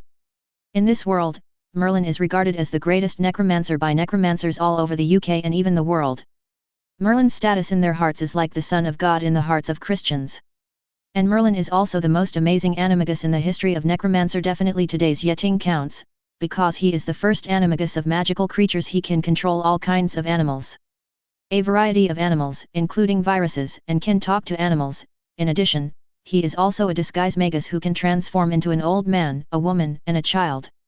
In Yeting's original world, Merlin was regarded as an admirer and defender of nature, a representative figure of the Druid religion, and the Druid originally also got involved with transformed animals. From this point of view, Arnie 153 Magus in the world of Harry Potter also has a certain connection with the Druids, and is very similar to the transformations of the Druids. But in fact, the transformation of Animagus and Druid are completely different, and this is the power of Animagus. The Druid's transformation completely uses the power of nature, so in some worlds, the various spell-casting abilities of the Druid are divine spells like priests rather than spells, even if the Druid does not believe in a natural god, but is nature originally. This leads to the fact that the transformation of Druids is not a real transformation, they only temporarily change their state. But Animagus is completely different. A skilled Animagus is like another body of the user. In this case, Animagus is not just a spell, but an ability and a state. A typical example is, a necromancer who uses the Animagus improperly will even remain in animal form forever, and when the necromancer dies in the animagus state, they will not become the original form. This situation is even more obvious in Yeting. Ever since he successfully transformed into a dragon by injecting the dragon's ether factor, his relationship with the dragon species has become even closer. The specific manifestation is that his magic power is getting stronger and stronger, and he can even generate true ether with his heart while still in human form. This is an ability that was originally only available to dragons. As his transformation ability became more and more proficient, he was able to transform only part of his body into a dragon. At the same time, he also feels that his vitality is getting stronger and stronger, and his lifespan is gradually approaching that of dragons. The most obvious feedback is his age. His body has been growing slower and slower recently, just like a young dragon. If he hadn't always been taller than his peers, he might even have become Wanyan Shota. This made him slightly regretful, wondering if he had learned animagus too early. In other words, today's Yeting is gradually becoming a special existence. He is both a human and a dragon, but he is not half human and half dragon. This state is unique in most other magical worlds. Through his own situation, Yeting had an idea: why not find a way to stably make people become dragon-like animagus? In this way, he can let those he cares about live through this method. Transformed into a being similar to himself, almost immortal, and possessing the same power as dragon. Definitely, not everyone can resist the ultimate temptation in the process of sublimating into the dragon's soul, but Yeting only entered by mistake because he transformed into a dragon without sufficient preparation. In that state, if you don't experience such a state, at most you won't be able to grow like a dragon born by devouring dragon souls, and it won't affect your ability to become a dragon-like animagus. And losing the ability to quickly complete soul sublimation is not unacceptable to those who do not have the willpower like Yeting. After seeing examples like the Nicus and his wife, researching the method of dragon-like animagus became an important goal for Yeting. He neither wanted to live forever alone, nor did he want to watch the people around him lose their youth. However, the dragons in the world of Harry Potter simply cannot provide Yeting with enough research materials. Therefore, before studying this, he must first find a way to travel through the world, and then he can find suitable dragons in other worlds. Definitely, Yeting's top priority now is to try to learn as much as possible from Nico and his wife before they die. Yes, Nico and his wife are about to die. After losing the Philosopher's Stone, they no longer have the ability to make elixirs. The elixir they had stored in the past allowed them to live for another 2 years after that, but now, their elixir is about to run out, and the couple who have lived for centuries are about to die. Like Nico said, they have lived too long. Now, death is also a relief for them. But even if they were determined to die, they still wanted to leave something behind, and the young but stunningly talented Yeting was brought in front of them by Dumbledore. This year-old friend who was very much in line with their hearts was regarded by them as the successor of their own knowledge, and even a future academic leader who could carry forward alchemy. Understanding this, Yeting absorbed the old man's wisdom more seriously. He could not let down the old man's wishes. In this way, he spent a short week in this manner. It was another Sunday morning. After Yeting got up, he keenly noticed something was wrong with the atmosphere. The decoration in the room changed from the usual simple and plain to become gorgeous. There were all kinds of collectibles everywhere, and each collection looked old. An old-fashioned gramophone was playing an opera in the living room, which was the favorite melody of Mr. and Mrs. Nico. Nico and his wife did not drink a cup of unusually red black tea at breakfast as usual, and their expressions looked haggard and peaceful. Throughout the morning, they did not talk to Yeting about magic and 2.3 gold refining. Instead, they talked to him and recalled their experiences when they were young. Yeting said nothing and listened silently the whole time. In the afternoon, Dumbledore suddenly came here, looking a little sad. He took Yeting away without saying a word. Are they going to die? Yeting suddenly asked Dumbledore when he returned to the leaky cauldron. Did you guess it? Yes, their elixir is about to run out, Dumbledore said sadly. They are about to leave us forever, so before that, let the two of them enjoy their last moments. Although he had already guessed this, Yeting still felt sad after hearing it from Dumbledore. From the magic stone to this week-long teaching, Yeting really owed them a lot. Chapter 120. When Yeting came to Nico Flamel's manor again, it had become a funeral scene. Now, he can see the manor at a glance as soon as he comes here. The manor's fidelity charm has disappeared, probably because its secret keeper has died forever. When he reached the door of the manor, Dumbledore stopped and solemnly took out his wand. Then, a flower appeared in his left hand. Yeting also conjured a white flower, which he put in his chest pocket. They continued walking forward. Along the way, Yeting saw a lot of people, at least hundreds of necromancers, most of whom were very old. Some of them Yeting had seen at necromancer chess competitions, and they were all related to magic and alchemy. Masters, and he is currently maintaining correspondence with several of them. Like Dumbledore, they each held a bouquet of flowers in their hands. However, unlike Dumbledore, they did not continue to move forward, but stood there, bowing their heads in silence. He also saw a familiar carriage, which was a pink and blue carriage as big as a house, pulled by a dozen huge amounts of silver-maned horses with wings. It belonged to Nico Flamel's alma mater, Booth Barton, where he met his wife, Perinal. He later funded the castle and grounds for the school, and the fountain at Booth Barton was named after the Flamels. Definitely, Yeting also saw a familiar woman, the principal of Booth Barton, the tall Mrs. Maxim with giant blood. Next to her were several professors who should be Booth Barton. Fleur did not come. Definitely, Yeting also met the British Minister of Magic, Cornelius Fudge. He had a sad face and twirled his green hat as usual. There were many people behind him. This time a representative from the Ministry of Magic came. Groob. Following Dumbledore, Yeting arrived at a tombstone. The shape of the tombstone was quite simple, with a few lines of words engraved on it. Buried here are the greatest alchemist masters in the necromancer world, Nicholas Flamel, 1327–1993, and his wife Perinal Flamel, 1334–1993. They once conquered life, and now they will conquer death. Albus Dumbledore. In July 1993, Dumbledore placed the flowers in front of the tombstone, then he slowly stepped back and bowed deeply towards the tombstone. Yeting also followed him and saluted towards the tombstone. Nick Flamel and I have known each other for a long time, and we have been friends forever. Dumbledore said loudly. At that time, I was just a young man in his 20s who was eager for knowledge, and he was already famous. I am a master of alchemy, but he enthusiastically helped me and gave me a lot of guidance in magic research. He is not only my mentor, but also my best friend. With his help, I published many. We wrote a paper and discovered 12 uses of dragon blood. Let's work together. Dumbledore recalled the past with emotion, and low cries rang out from the silent crowd. Although Nico has always been in seclusion for a long time and has no interest in world affairs, he is still a just and noble necromancer. When the world needs him, he will stand up. I can still think of 60 many years ago, the necromancer world in Europe was shrouded in the shadow of the first Dark Lord. At that time, it was Nick who stood up in seclusion and led the brave necromancers to defend Paris. He has helped me a lot over the years, a lot. Although I know very well that he has always been an old man who loves peace, he just wants to live in seclusion in Devon with his wife and spend all his time with them. I love alchemy and opera, but various accidents forced me to turn to him for help. A year ago, they told me that they were ready to leave this world. You know, for Nico, who invented the Philosopher's Stone and has spent centuries in this world, this is a difficult but courageous decision. My former friends are now very few left, but now, 2 more have left my side. Everyone listened to Dumbledore's eulogy quietly, and some people in the audience pursed their noses from time to time. When leaving the tombstone, Dumbledore suddenly said seriously to Yeting, when I was young, I also lost myself because of strength and power.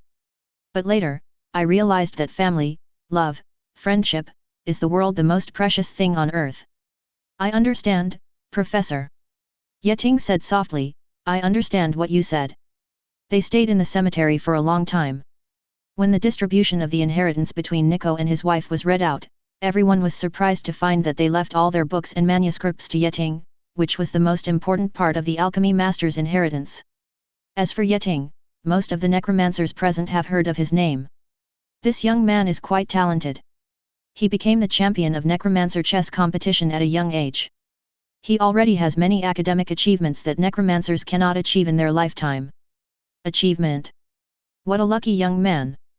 Some people think so, but more people think that although this is unexpected, it is also reasonable. Mr. and Mrs. Nico are really happy to support young people. After the distribution of the inheritance was read out, the funeral was basically over, but Dumbledore still did not leave. Professor, what else should we do now? Ye raised his head and looked at the sky. Before he knew it, it was almost dark. I'm really sorry for wasting your time, kid. Dumbledore said with a smile, old people always like to miss the past. I want to see some old friends again. Can you wait for me, old man, for a while? Yeting nodded. Dumbledore, Professor Dumbledore. An old voice suddenly came from behind them. Oh, my god! Dumbledore turned around, beaming. Yeting saw a somewhat unkempt old man and two old ladies, who were walking in their direction with an 11 or 12-year-old red-haired boy. Dumbledore and the old man hugged each other. Newt, my old friend, long time no see. I think you are also here to pay homage to Nicholas. Yes, we came from Dorset. Newt's commander nodded. Mr. Flamel really helped my brother and me a lot when we were in Paris. Let me introduce you. Newt pointed to a few people around him. This is my wife, poor Pontanus Commander, and this is her sister, Queenie Kowalski, and, by the way, my youngest grandson, Rolf's Commander. Chapter 121. The two old ladies look very similar. One of them looks calmer and calmer, while the other is gentler and kinder. Yeting recognized them. They were characters who appeared in 2 movies in his previous life. Newt's commander was the male protagonist of the movie. He was a magical biologist and the author of Fantastic Beasts and Where to Find Them. The book is indeed a household name in the necromancer community. In addition, in the movie, he twice prevented the conspiracy of the first-generation Dark Lord, Dumbledore's true best friend, Gellert Grindelwald. The two old ladies were not simple figures when they were young, especially Newt's wife Tina's commander. She was once an American Auror and participated in the entire confrontation with Grindelwald. As for Rolf's commander, in the original work, he became a magical biologist like his grandfather and married Luna Lovegood. At Tina's request, Rolf studied at Ilvermorny School of Witchcraft and Wizardry in the United States. He was sorted into Thunderbirds, the same as his grandmother, so I'm sorry that I didn't send him to Hogwarts. Newt pointed at Rolf's commander and introduced Dumbledore. Ah, he is very similar to you back then. If he were in Hogwarts, he might be assigned to Hufflepuff. This is Ting Yat. Dumbledore patted Yeting on the shoulder. He is my most proud student, and he liked him very much during his lifetime. Your student? Oh, I've also heard of his name. I heard that he became the first animagus of magical creatures. There are always such geniuses in Hogwarts. Newt suddenly looked interested. He expressed interest. Speaking of Hogwarts, I studied there back then. Unfortunately, I was expelled when I was in 5th grade. Phineas Black later believed that this was one of the biggest mistakes he had ever made in his life. Dumbledore laughed. Newt also smiled. I also remember Principal Black's annoying face. Dumbledore just started talking to him. 1 week after Nico Flamel's funeral, the Ministry of Magic awarded Yeting a Medal of Merlin, first class. Fuji personally presented the medal to Yeting. He looked very happy and said many words of encouragement. The flattering gesture made Yeting feel a little sick, but he knew that Fuji's good days would not last long. As expected, big news soon broke in the Ministry of Magic. The notorious murderer Sirius Black actually escaped from Azkaban. This was the first prison break in Azkaban in many years. He was imprisoned for killing a necromancer and 12 muggles, killing 13 people with a single spell. At that time, Voldemort was wreaking havoc everywhere. Fearing the prophecy, Voldemort wanted to kill his newborn, Harry Potter, who was predicted to be able to defeat him in the future. However, he and his mother were protected by the Fidelity Curse. There is nothing they can do about it. At that time, everyone thought that the secret keeper of the Fidelity Curse was Sirius Black, who was also Harry's father and a good friend of James Potter. But in the end, everyone knew the outcome. The Fidelity Curse was leaked, and Harry's mother Lily Potter Harry died trying to save his child, and Voldemort was killed by the rebounding spell when he tried to kill Harry. As a result, Sirius was considered to have surrendered to Voldemort, and was charged with murder, so he was imprisoned in Azkaban without trial. However, Azkaban, which is now said to be absolutely inescapable, was actually escaped by such a murderous maniac. For a time, everyone in the necromancer world was in danger, and the Ministry of Magic's reaction to this incident was extremely strong. Not only did Cornelius Fudge, the Muggle Prime Minister Major, notified the matter and also released the Dementors to hunt for Black throughout the UK, causing panic for a while. When Yeting came to Diagon Alley to buy school supplies for the new semester, he saw Black's wanted notices posted everywhere. People from the Ministry of Magic are really sensitive. Yeting curled his lips speechlessly and walked into Flourish Blossom's bookstore. Although Yeting had purchased most of the textbooks for the new semester of Hogwarts in advance and studied them in advance, there was one exception. It was a strange book called The Monster Book of Monsters, which introduced some dangerous magical creatures. This kind of book has a wonderful characteristic, that is, it is quite offensive.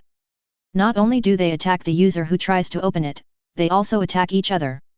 When Yeting first entered Flourishes and Blot's bookstore, he saw this funny scene. A large iron cage appeared where the bookshelf was originally, containing about 100 monster books of monsters. The books were locked together and engaged in a furious wrestling match, biting and fighting with a belligerent attitude, and the broken pages flew everywhere. Yeting noticed that 2 copies of the Monster Book of Monsters grabbed the third one and worked together to tear it apart. The manager of the bookstore hurriedly tried to separate them, but in the end, his hand was bitten. Several times. He walked up and asked to buy a monster book. The manager looked helpless and asked Yeting to choose. Yeting picked up a monster book, flipped through it and went to check out. During this period, the monster book looked obedient.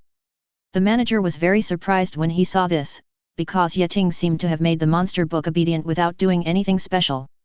He stepped forward to ask Yeting about his skills. Needless to say, I definitely used my strength to convince them. Yeting picked up another monster book as a demonstration. When he wanted to open it, the monster book struggled violently. As a result, Yeting punched the cover of the book, knocking it unconscious, and then successfully opened it. It flips open. Such violent methods made the manager stunned for a moment and made him want to imitate him. Don't be misled by his bad methods, which will hurt the book. Suddenly, a familiar and beautiful female voice sounded behind Yeting. He looked back and saw Pinello walking into the bookstore with elegant steps. She took a monster book from the manager's hand and followed it with her fingers. Squeeze down the spine of the book and the book will unfold automatically. Oh, thank God, Jian Wang, I finally know how to deal with them, the manager complained with tears in his eyes. I will never store these books again, never. It's such a big fuss. We have gone through 200 copies of the Invisible Book of Invisibility before, and I thought nothing could be worse than them. Those books were so expensive, and we never saw them. The two said hello to each other, then checked out and left together. When they walked out of Flourishes and Blot's bookstore, they laughed at the same time. I want to know why Hogwarts uses this book as a textbook this semester. Pinello finally stopped laughing and complained casually, I dare to say, this is definitely a difficulty. Haven't you heard? Professor Sylvanus Ketlaban has retired, and his successor is our gamekeeper Hagrid. I think using this book as a textbook is quite in line with his character. Yeting said calmly, maybe he just thinks these books are very interesting. Chapter 122. After Yeting and Pinello walked around for a while, she left alone. She made an appointment with her friend to go to another used bookstore to buy notes about the N.E.W.T exam content in previous years. Yeting walked alone to a magical animal store called Magic Zoo. He went there to buy Fijo's favorite cat food, although she liked the same food as Yeting. Food, but for her who has not yet transformed, it is healthier to eat cat food. In the store, Yeting accidentally ran into Hermione, who was buying an owl. Her vacation experience in France made her obviously dark. When she saw Yeting unexpectedly, Hermione was obviously a little surprised, and she happily greeted Yeting. I heard that you got a new order of Merlin, is that right? She asked curiously while choosing the owl. Yes, Yeting nodded lightly, it's just a medal. Just a medal. Hermione was a little dissatisfied with his attitude. That is the greatest honor given by the Ministry of Magic to those who have contributed to the necromancer world. If I have a medal like this, I will definitely hang it up on my fireplace. Oh, really? I think with your level, you will definitely be able to get that thing in the future. Yeting633 said casually, but that's not the problem. In fact, most people in the Ministry of Magic are a bunch of idiots. I heard some people there can't even use the iron armor charm, so what's the point of medals awarded by such a group of people?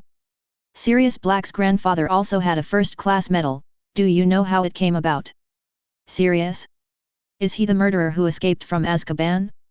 His grandfather actually received a first-class medal. Doesn't it mean that he has made a great contribution to the necromancer world? Hermione asked with some uncertainty. Road. In fact, he did make a great contribution to the Ministry of Magic, Yeting said sarcastically. He donated a large sum of gold galleons to the Ministry of Magic, so he received the medal. In fact, even the Minister of Magic, Cornelius Fudge, received a first-class medal, but everyone knows that he himself is timid and incompetent. He became the Minister of Magic purely because of his good relationship with Dumbledore. The facts revealed by Yeting shocked Hermione. She had always hoped to work in the Ministry of Magic after graduation. So, in the rest of the chat, she kept silent about the medal and turned the topic to animagus. The Daily Prophet said that you are the first animagus of magical creatures in history. This is a great breakthrough in the history of shape-shifting. Hermione looked at him with admiration. Can you teach me the animagus? I think my level of shape-shifting is enough to learn this. Absolutely, but I suggest you not do it for the time being, Yeting sincerely suggested, because right now, I am studying how to make people stably become dragons animagus. After I succeed, you can transform into dragon. While talking, Yeting spent dozens of galleons to buy a large bag of cat food with fire crab meat added. He opened it on the spot and fed Fija some. Fija ate it gracefully, showing a happy expression. Suddenly, a huge ginger yellow thing jumped out of the top cage and landed at Yeting's feet. It wanted to come up and have a taste, but after seeing Fija he shrank behind Hermione's feet in fear again. This is a strange big cat, with thick and fluffy ginger yellow fur, but its legs are obviously a bit bent, and its face looks rough and strangely squashed, as if it once had a head. As if rushing to the wall. Don't! Crookshanks, don't! Cried the witch, trying to lift the cat back, but Crookshanks and she circled Hermione's ankles. A very cute little guy, isn't he? Hermione knelt down, picked up Crookshanks, touched his thick and soft fur, and rubbed his strange flat face. It is said that it has the blood of a cat, but Crookshanks looks a bit weird, so no one wants to buy it. It has been living in the pet shop for a long time. The witch introduced enthusiastically, if she hoped Hermione would buy Crookshanks away. I want it, Hermione said cheerfully. How much does it cost? It costs 20 gold galleons, the witch said happily.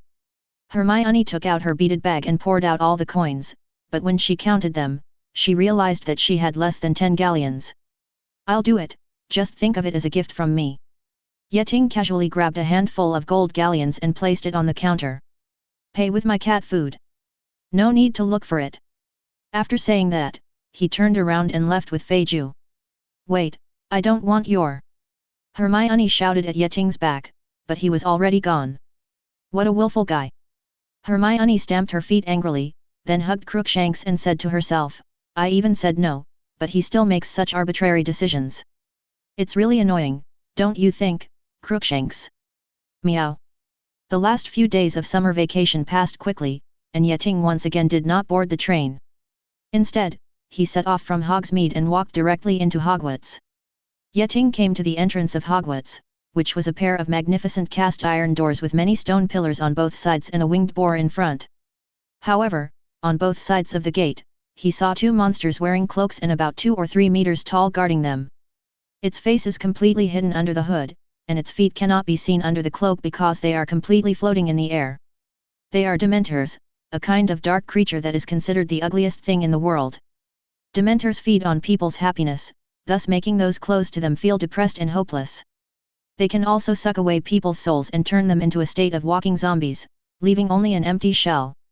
These Dementors are the guards of Azkaban, but due to Sirius's escape from prison, they were sent by the Ministry of Magic to guard Hogwarts, because the Ministry of Magic judged that Sirius was likely to go to Hogwarts, looking for his godson, Harry Potter.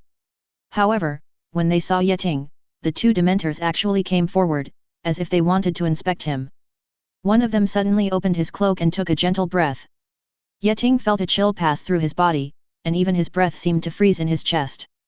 The chill penetrated his skin and reached his chest. His ears started to buzz. Countless painful memories suddenly came to his mind, and he remembered his past, remembering the useless drifting in the time and space tunnel for several years, and the countless desperate drifts that allowed him to narrowly escape death. 0625122040LU16131058. I took the bus home yesterday, so I don't have much time to type. I will update tonight and update during the rest of the day. Also, please give me monthly tickets, flowers, and evaluation votes. Chapter 123. Originally, Yeting was not easily affected by the Dementor's ability, but the experience of drifting in the time and space tunnel after time travel was too long and too dark. This dark memory was triggered in just a moment. Swallowed his will. All this time, this experience has been buried deeply in Yeting's heart. Yeting's sense of accomplishment in his continuous progress in magic and the happiness brought by his few confidants all made him think that he had completely let go of it all. However, due to the appearance of the Dementors, the period made him desperate and frightened. The experience echoed in his mind again. Suddenly, a powerful heartbeat began to beat in his chest. The majestic magic power and the scalding heat instantly dispelled the chill in his body, and also dispelled the despair and darkness in his heart. It was the power of the dragon. He was suddenly awakened from his memories. He found that an ugly face that seemed to be rotten was in front of him, trying to absorb something. "You lonely ghosts, how dare you come to trouble me?" Yeting roared at the Dementors. He had not been hurt so much for a long time. Even Voldemort's 2 conspiracies did not hurt him at all. "Reg!" He raised his wand, pointed it at the soul catcher, and shouted, "Guardian!" A ray of white light overflowed from the wand and turned into a dazzling white dragon. The dragon roared angrily at the Dementors, shocking the Dementors to retreat. However, the dragon refused to give up and bravely cheered up. Wings chased after him. The dragon swept across the sky with silvery white light, and the Dementors were finally caught up. The patron saint dragon raised its head high, took a deep breath, and then forcefully exhaled a stream of silver white, violent dragon breath. The terrifying dragon's breath swept over the Dementors, and the silver white flames completely swallowed up these dark creatures. The Dementors let out sharp screams, and finally turned into 10 bursts of black smoke. Yeting's patron saint spell was indeed unimaginably powerful. The Dementors, who were originally thought to be expelled but not exterminated, were actually completely killed by his patron saint. Although 2 Dementors had been eliminated, Yeting was still not relieved. He looked up into the sky and saw that there were still several Dementors flying in the sky over Hogwarts. They were discovering their companions.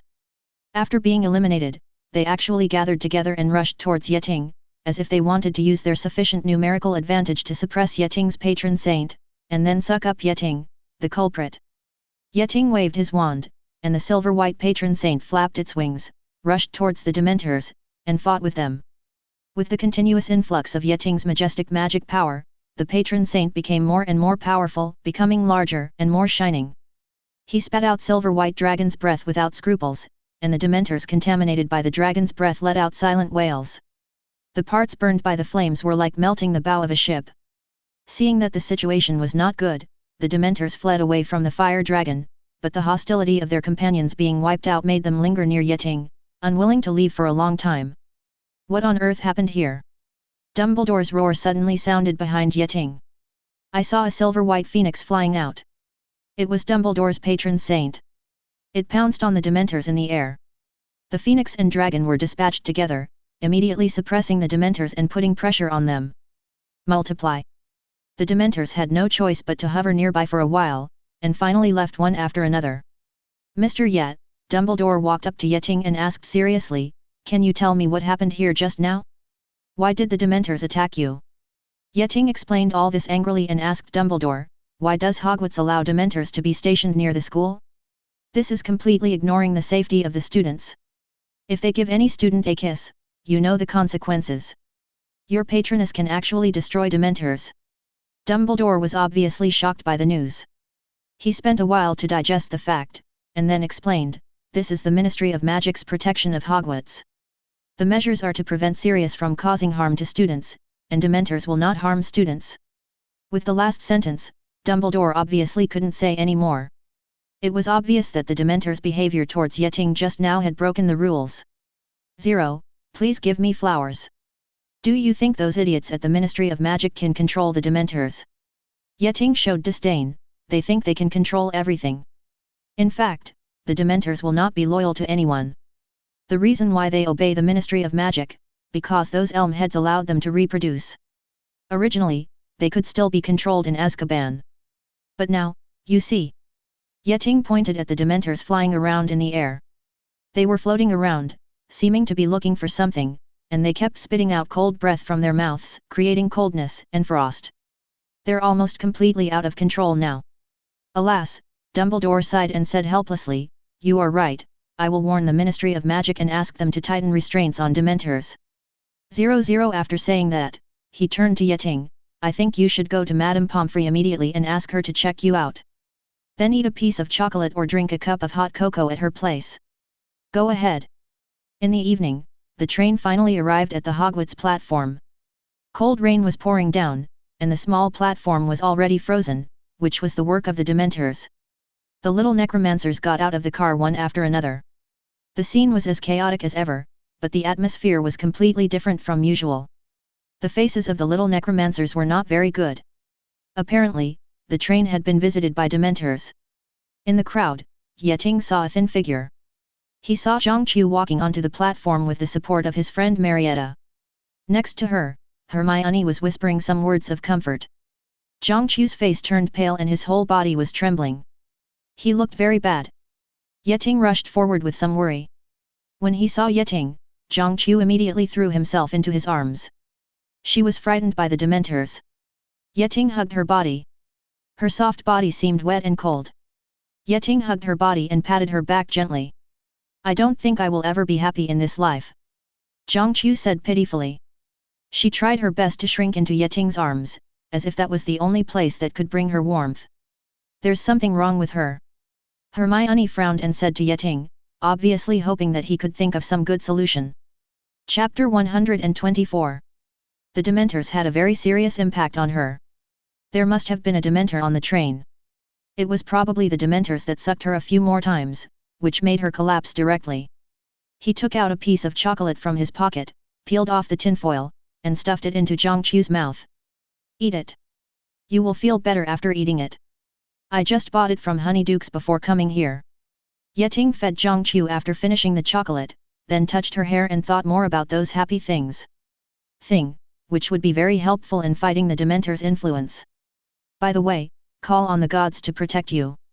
The silver-white dragon emerged from the tip of Yeting's wand again.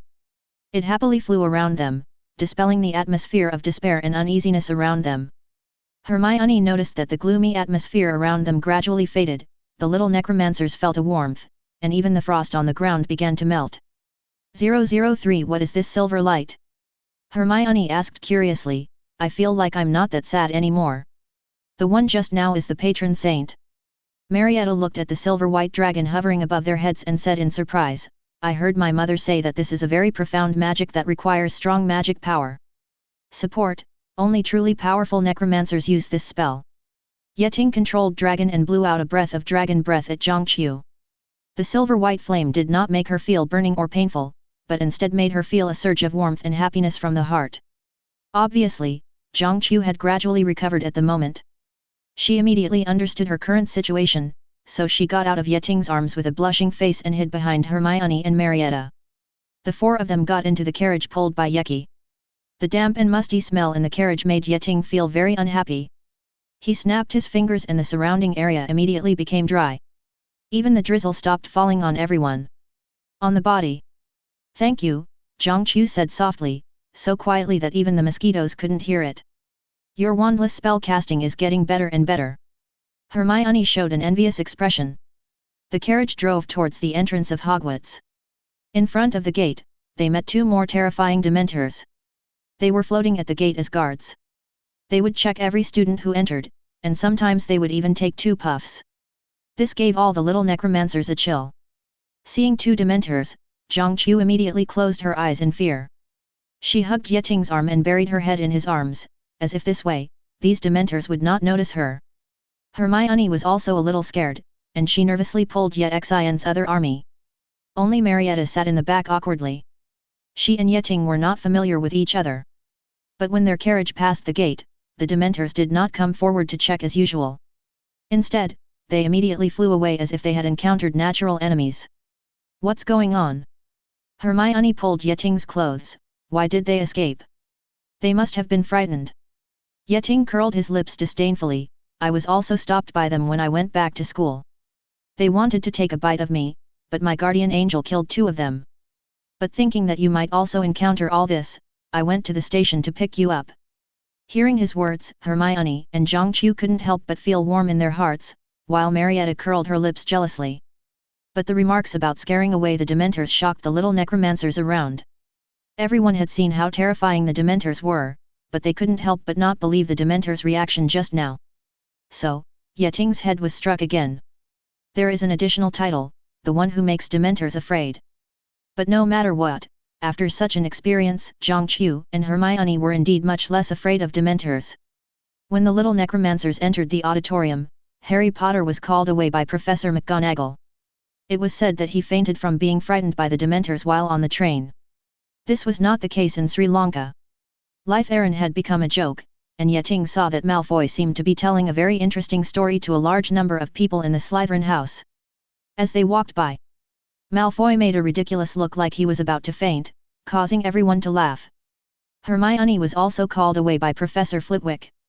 After only waiting a few minutes, she appeared, seemingly very happy for something. The short Professor Flitwick followed behind her, holding an ancient hat. A hat and a three-legged stool. This time he will preside over the freshman sorting ceremony. The sorting ceremony ended quickly. There were very few boys in Ravenclaw this semester, only 4. Before the banquet began, Professor Dumbledore spoke, "Welcome to Hogwarts in the new school year. I have a few words to say to you all, and one of them is very serious. I think it would be better if you let me explain this before I get confused by this delicious meal." Dumbledore cleared his throat and continued. "You must all know after they searched the Hogwarts Express currently our school has to receive a number of Dementors from Azkaban. They are coming, this is for official Ministry of Magic business. They are stationed at all entrances to the school grounds," Dumbledore continued. "While they are here, I must make it clear that no one is allowed to leave the school without permission. Dementors should not be deceived by tricks or disguises, not even by an invisibility cloak." This statement was obviously directed at Harry. Dementors are not born to understand requests or excuses. Therefore, I warn each of you, do not give them any excuse to harm you.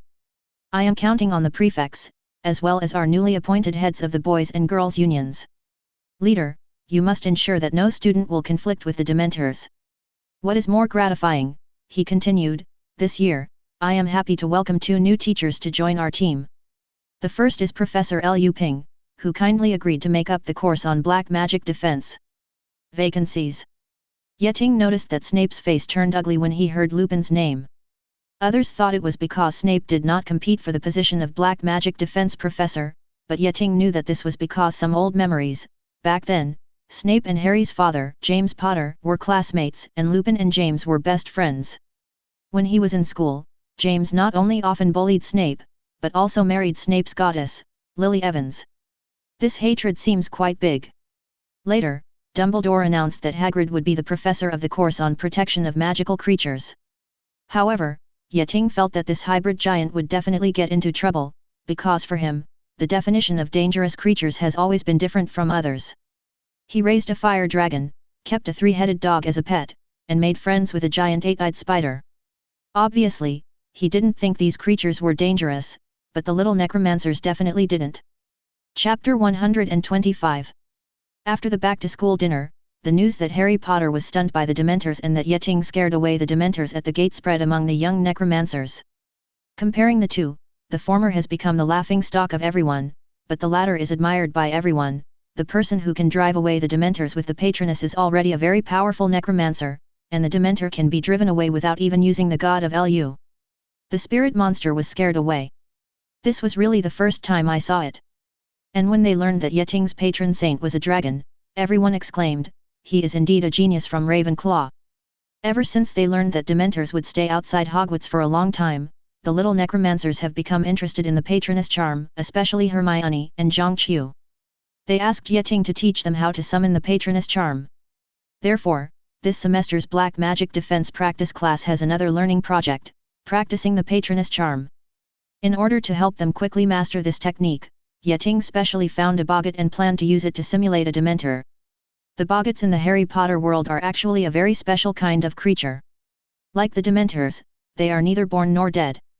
They are generated by human emotions and feed on these emotions.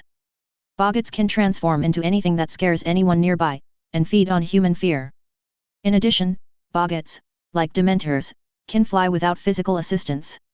In fact, Yeting also wanted to use real Dementors, but this would cause unnecessary conflict with the Ministry of Magic. In fact, after killing 2 Dementors, the Ministry of Magic once wanted to call Yeting to the Ministry of Magic for accountability, but was stopped by Dumbledore's letter, in which Dumbledore complained about the Dementors' initiative. Behavior that attacks students. Considering the influence of Dumbledore and Yeting, the Ministry of Magic did not intend to hold Yeting accountable. Instead, it sent him a letter of apology, guaranteeing that such a situation would not happen again, and asking Yeting not to report anything to him again. The Dementors take action. There was no way, although Yeting was not afraid of the Ministry of Magic, but in order not to disturb his current peaceful life, he had to settle for the next best thing and use boggats to make up for it. "Oh, there is nothing here." Hermione looked at the empty room of requirement and complained, "There is only a shabby wardrobe here. Are you sure we can practice the patroness charm here?" Before Yeting could reply, the wardrobe suddenly shook and hit the wall with a bang. "Don't worry," Yeting said calmly, because at this time the three girls were so frightened that they jumped back. "There is a boggat inside," Yeting explained, "boggats like dark, closed spaces, such as closets, gaps under the bed, and cupboards under the sink." "I know the boggat," Hermione volunteered. "It's something that can shapeshift. It can take on whatever image it thinks will scare us the most." Zhangqiu glanced at her with admiration. "So, are you going to use boggat to help us practice the patroness charm?" Pinello asked doubtfully. "Definitely, as we all know, a boggat can transform into a person's deepest fear. We can use this method to turn it into a Dementor, and then use shape-shifting to fix its state." "Using shape-shifting to fix a boggat's state?" Pinello was a little stunned. "I can't believe you can still do this." Yeting asked the girls to retreat and stood in front of the closet, because when there were many people, the boggat would be at a loss and not know what to turn into. He waved his hand gently, and the wardrobe opened immediately. In an instant, what appeared in front of them was a vast and boundless space. There was chaos in the space. There was no direction and no time. It was filled with devastating turbulence and countless cracks that suddenly appeared and disappeared. This is an infinite time and space tunnel, and the experience during that time really made Yeting despair. However, the girls watched it with gusto. For people who didn't know better, the scene in the space-time tunnel was indeed strange and spectacular. They were surprised as to why Yeting was afraid of this. Yeting changed his thoughts slightly, and the boggat in front of him immediately changed. This time, a Dementor appeared. The candle light in the room of requirement flickered for a moment, then went out, and the coldness spread in the air. The Dementor wearing a black turban stretched out towards Yeting, giving off a faint, grey light. Thin and scabbed hands. The girls screamed, and Zhangqiu immediately hid behind Hermione. "What's going on? Why has it changed again?" Hermione asked strangely. "It is diluted," Pinello explained. Her former black magic defense teacher mentioned this to her. Only masters of occlumency can do this. They can control the boggat at will. The information read in the brain is really amazing. The boggat turned into a Dementor and rushed towards Yeting, and the cold frost began to spread in the room. Yeting finally pulled out the wand and pointed at it gently. The Dementor immediately shrank into a ball as if bound by invisible ropes. Then, he was stuffed into the closet by Yeting. Just hearing the sound of, the closet door was closed. "That's enough." He turned around and smiled slightly. "You all know the spell, it's Guardian, so, who wants to come first? Why do we have to use Dementors to practice the patroness charm?" Zhangqiu objected weakly. "Even if there are no Dementors around, we can still practice the spell, right?" "No. Whether there are Dementors or not, the difficulty of summoning the patron saint is two different things." Yeting pointed out very seriously, whether the patron saint can be successfully summoned is actually directly related to the mental state of the caster at the time. Relationship: if you are in a low mood, it will be extremely difficult to use this kind of spell. The difficulty of casting the patroness charm in the classroom is completely different from facing the Dementors directly. "Okay, then, who wants to give it a try first?" "Nanyo Zhao, I'll do it." Hermione stepped forward first. "Very good, recite the incantation with me first." Yeting cleared his throat. "Call the gods to protect you." "Guardian," Hermione repeated in a low voice, "Guardian. Try to remember only your happy events." "Oh, yes," Hermione said, quickly forcing herself to think about the moment she received her Hogwarts acceptance letter. "Shout to the gods, no, guard, sorry, call to the gods to protect, call to the gods to protect." The end of her wand suddenly spurted out something that looked like a plume of silvery gas. "Did you see that?" Hermione said excitedly, "There is movement." "Very good," Yeting said with a smile, "then let's try that Dementor. Are you ready?" "Okay," said Hermione, clutching her wand tightly and walking slowly to the wardrobe door. If you enjoyed this video, please give it a like and subscribe to the channel so you are notified of future uploads. You can find the next parts in the playlist visible on the screen or on my channel. Thank you for watching, and I'll see you in the next one.